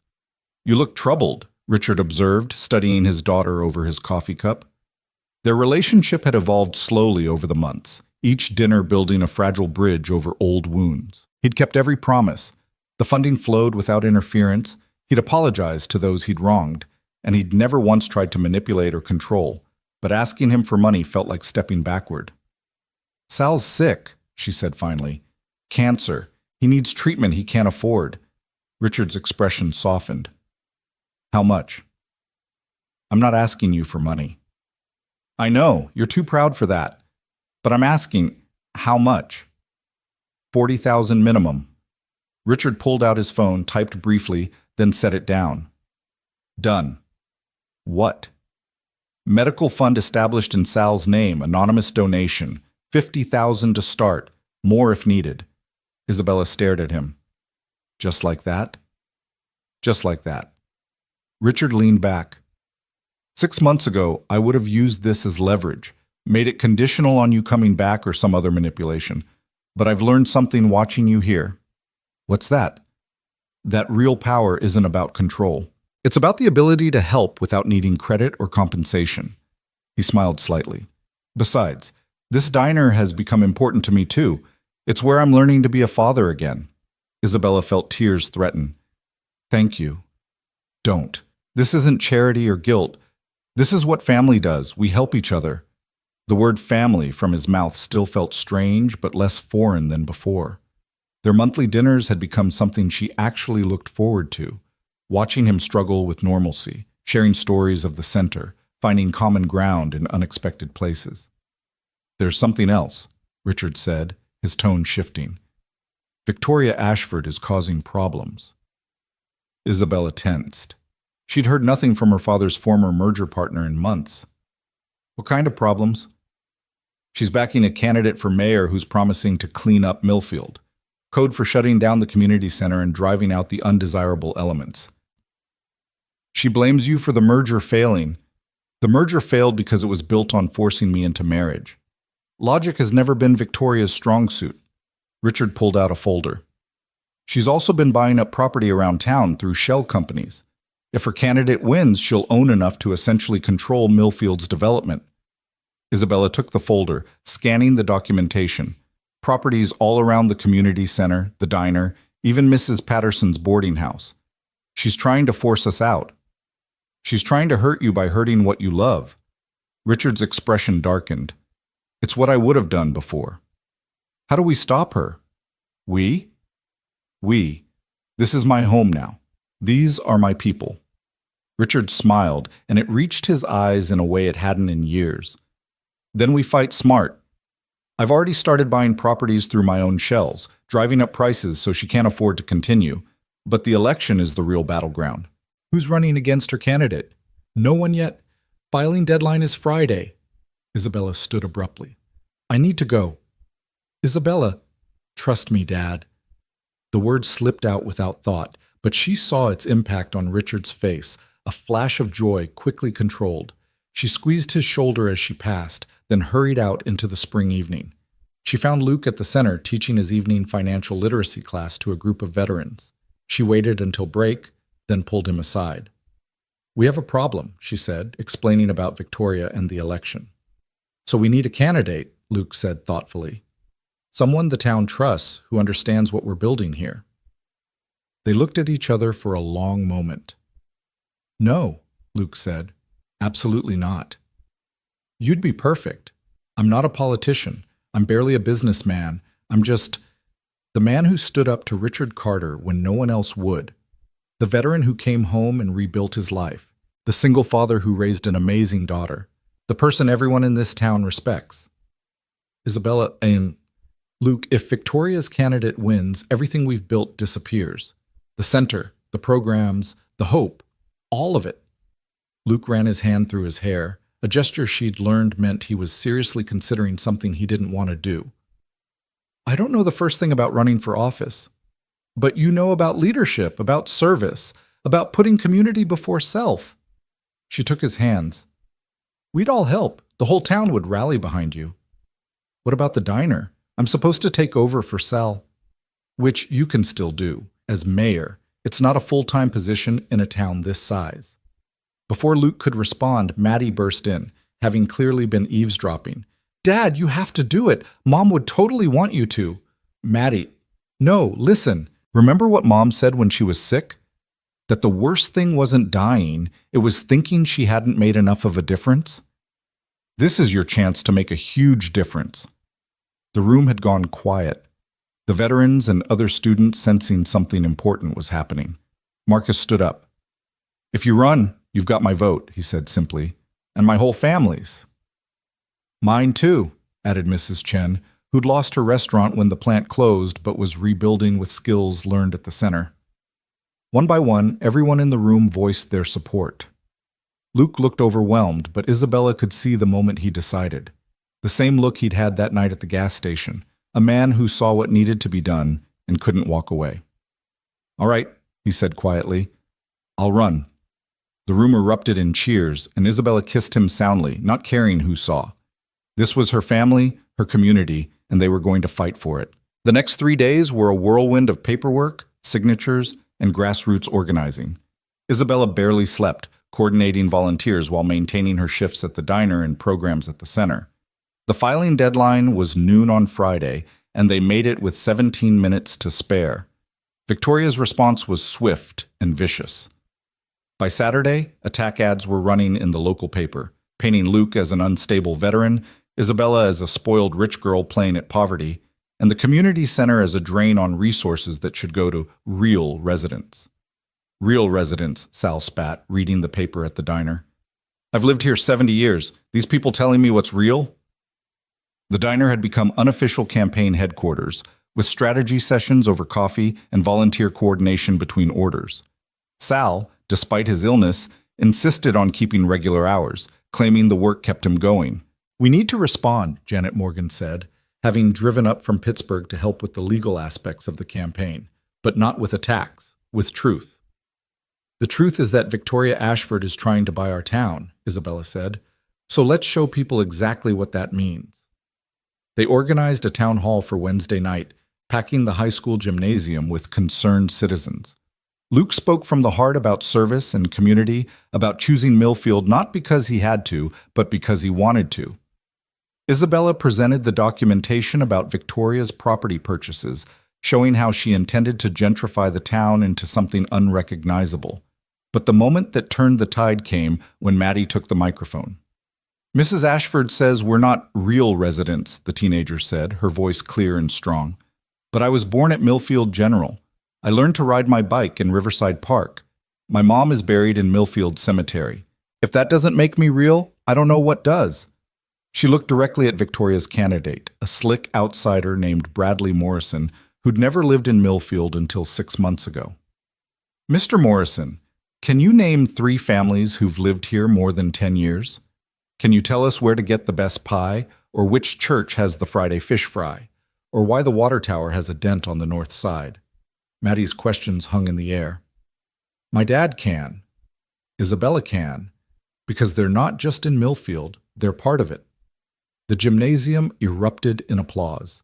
Morrison tried to respond, but his polished talking points fell flat against the authentic passion of a 13-year-old who loved her town. That night, as they cleaned up after the event, Isabella found herself alone with Luke in the empty gym. "Maddie was incredible," she said. "She gets that from Karen, the ability to cut through nonsense and speak truth. She gets it from you too, the courage to stand up when it matters."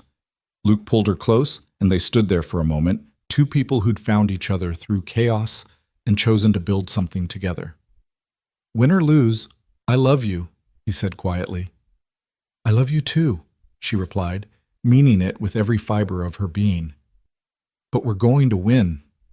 The campaign intensified over the next 2 weeks. Victoria poured money into Morrison's campaign, professional signs, radio ads, even a billboard on the highway.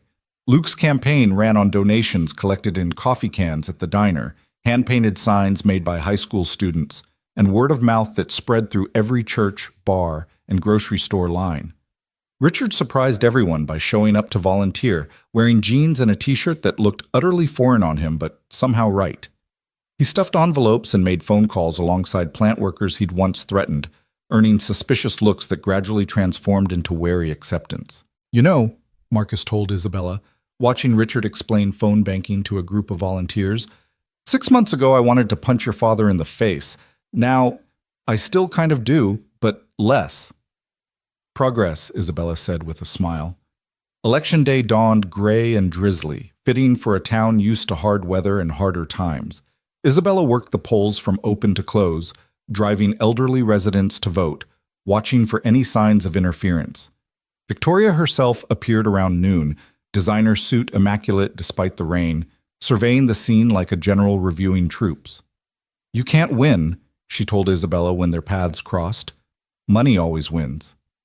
"We'll see," Isabella replied, thinking of the collection jars at the diner, each dollar representing someone's hope for their town's future.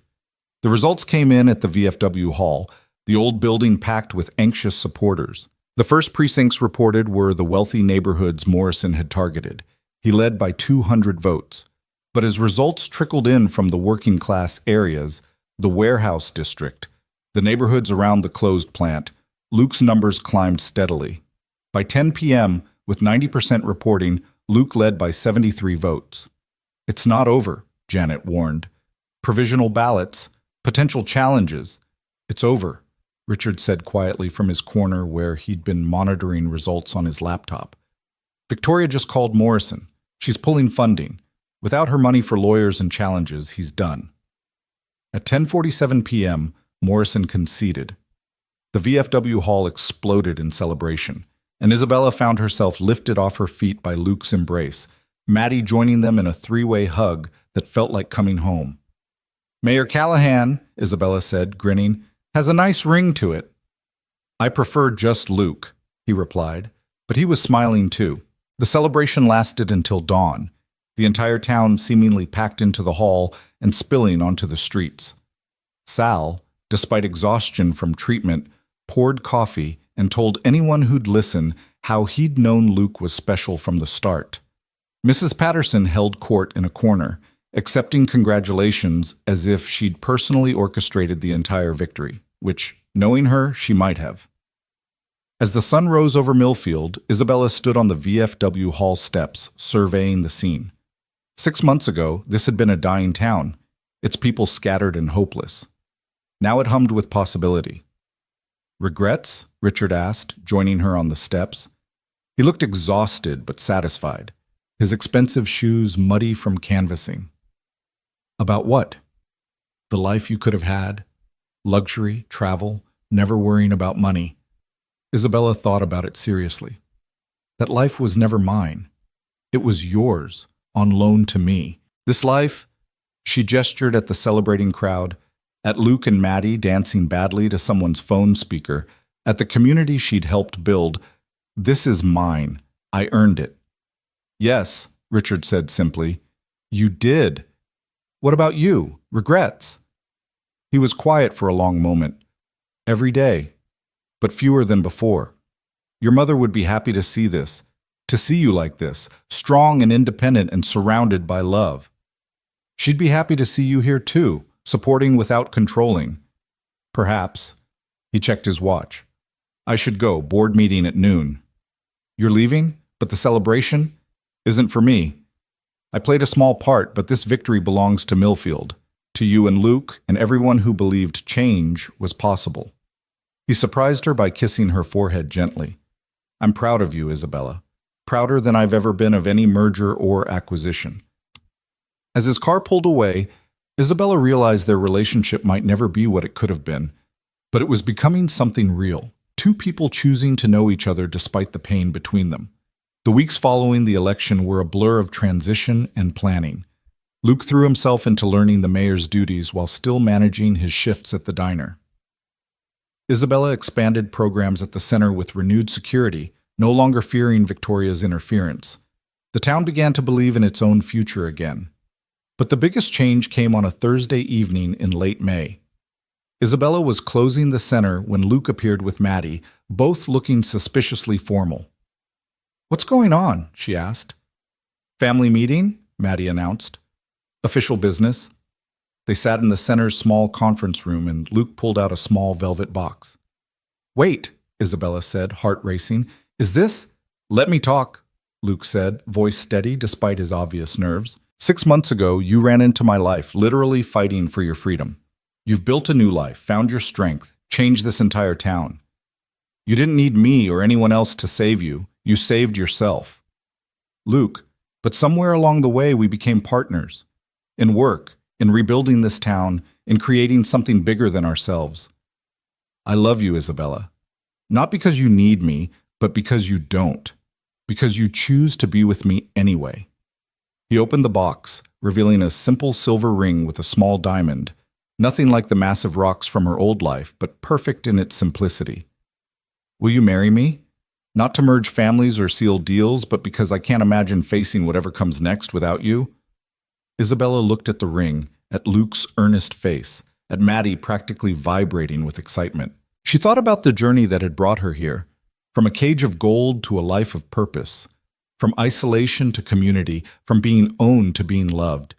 Yes, she said, laughing and crying simultaneously. Yes, absolutely yes. As Luke slipped the ring on her finger and Maddie whooped with joy, Isabella thought about the news stories that would follow. Billionaire Heiress marries small-town mayor. They'd probably call it a fairy tale. But fairy tales ended with princesses and castles. This was better. This was real life, messy and difficult and absolutely perfect. She was marrying Luke not because he could give her everything, but because he'd stood by her while she learned to stand alone. She was gaining a daughter who'd claimed her as family before romance ever entered the picture. She was cementing her place in a community that had embraced her not for her name or money, but for her work and heart. That night, as the news spread through Millfield at the speed of small-town gossip, the diner filled with well-wishers.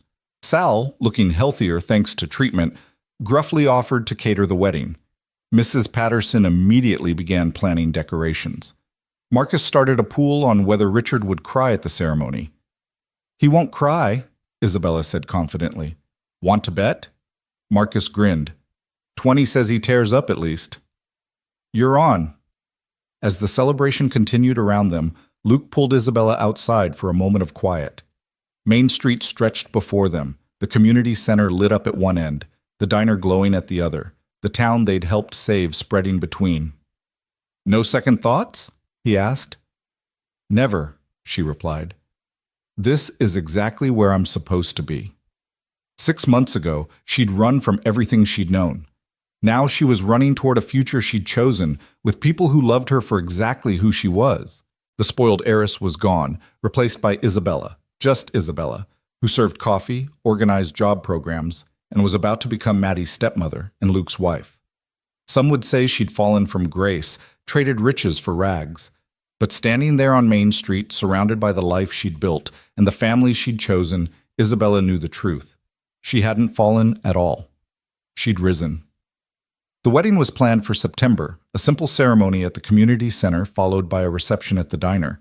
Nothing like the society wedding her father had once envisioned, but everything Isabella had ever actually wanted. As spring turned to summer, the town threw itself into preparations with an enthusiasm that suggested this wasn't just a wedding, it was a celebration of everything they'd overcome.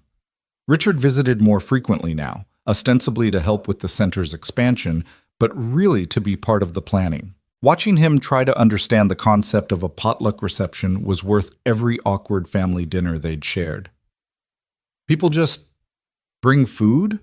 Without assignments? Without coordination? It's called community, Dad, Isabella explained patiently. People contribute what they can. But what if everyone brings potato salad? Then we eat a lot of potato salad and laugh about it for years. He shook his head but smiled, and she caught him later secretly coordinating with Mrs. Patterson to ensure a proper variety of dishes. Old habits died hard, but at least he was trying. The summer passed in a blur of preparations and programs. The community center flourished with its secured funding, placing over 200 people in new jobs. Luke settled into his role as mayor with the same steady competence he brought to everything, and Maddie spent her days split between helping at the center and planning what she called the wedding of the century, which mostly meant convincing Isabella to let her DJ the reception. Then, one humid evening in July, everything nearly fell apart. Isabella was reviewing resumes at the center when the door burst open. Victoria Ashford stood there, but not the polished, controlled Victoria she knew. This woman looked desperate, her usually perfect hair disheveled, her designer dress wrinkled. "I need your help," Victoria said without preamble. Isabella set down her pen carefully. "I'm listening." "Morrison wasn't just my mayoral candidate, we were involved, personally." Victoria's voice cracked. "He's disappeared with $3 million of my money. And you're telling me this because? Because your father says you're the only one who might help me." Victoria sank into a chair, all pretense gone. "I've lost everything betting against you. The money, my reputation, my position on various boards.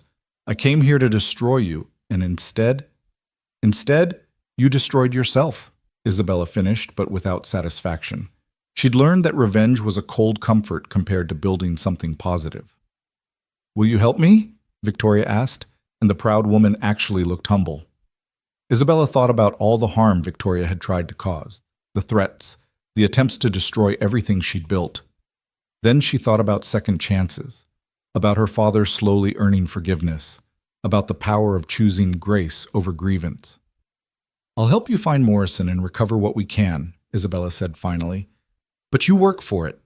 20 hours a week at the community center, helping people find jobs.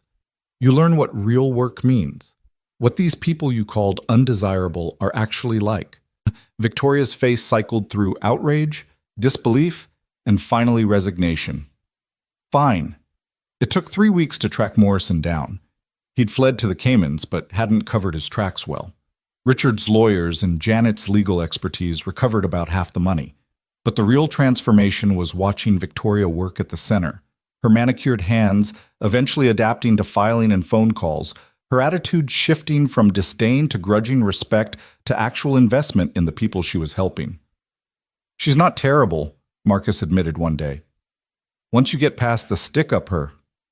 "Marcus," Isabella warned, but she was smiling. By the time September arrived, Victoria was a regular volunteer, still designer-dressed, but genuinely committed to the work. She'd even started dating Tom from the hardware store, a widower who didn't care about her money, what was left of it, but liked her newfound humility. The wedding day dawned perfect, one of those September mornings where summer and fall shook hands in the sky. Isabella stood in her room at Mrs. Patterson's. She'd insisted on getting ready there where her new life had begun, wearing a simple white dress from a consignment shop that Maddie had helped her choose. "You look beautiful," Mrs. Patterson said, tears in her eyes. "Like a real bride, not one of those magazine mannequins." "Thanks, I think." "You know what I mean. You look like yourself, just in white." There was a knock at the door. Richard entered, looking uncomfortable in his tuxedo, not because of the formal wear, but because of the emotion on his face. "You look like your mother," he said softly. "On our wedding day, before everything got complicated." "Were you happy then?" Isabella asked. "We both were. We just lost our way. Let the money and expectations drown out what mattered." He straightened his tie nervously. "I know I haven't earned the right, but I'd be honored to walk you down the aisle. Isabella had planned to walk alone, a statement of independence. But looking at her father, seeing the man he was trying to become, she made a different choice. I'd like that, she said. Marcus would win his bet. Richard did tear up during the ceremony, especially when Isabella included vows not just to Luke, but to Maddie, promising to love and support her not as a stepmother, but as chosen family. The entire diner, packed well beyond fire code, erupted when Luke kissed his bride, and the reception that followed was exactly the chaotic, joyful, potluck mess Isabella had wanted. As the sun set and the party continued, Isabella found herself on the same front porch where everything had started, wearing her wedding dress and Luke's suit jacket against the evening chill. "How does it feel, Mrs. Callahan?" Luke asked, joining her. "Like coming home," she replied. "Like the end of one story and the beginning of another." "No regrets?" "Never." Inside, she could hear Maddie attempting to DJ, Sal arguing with Mrs. Patterson about coffee preparation, Richard actually laughing at something Marcus said. Her two worlds hadn't just collided, they'd merged into something new and beautiful and entirely hers.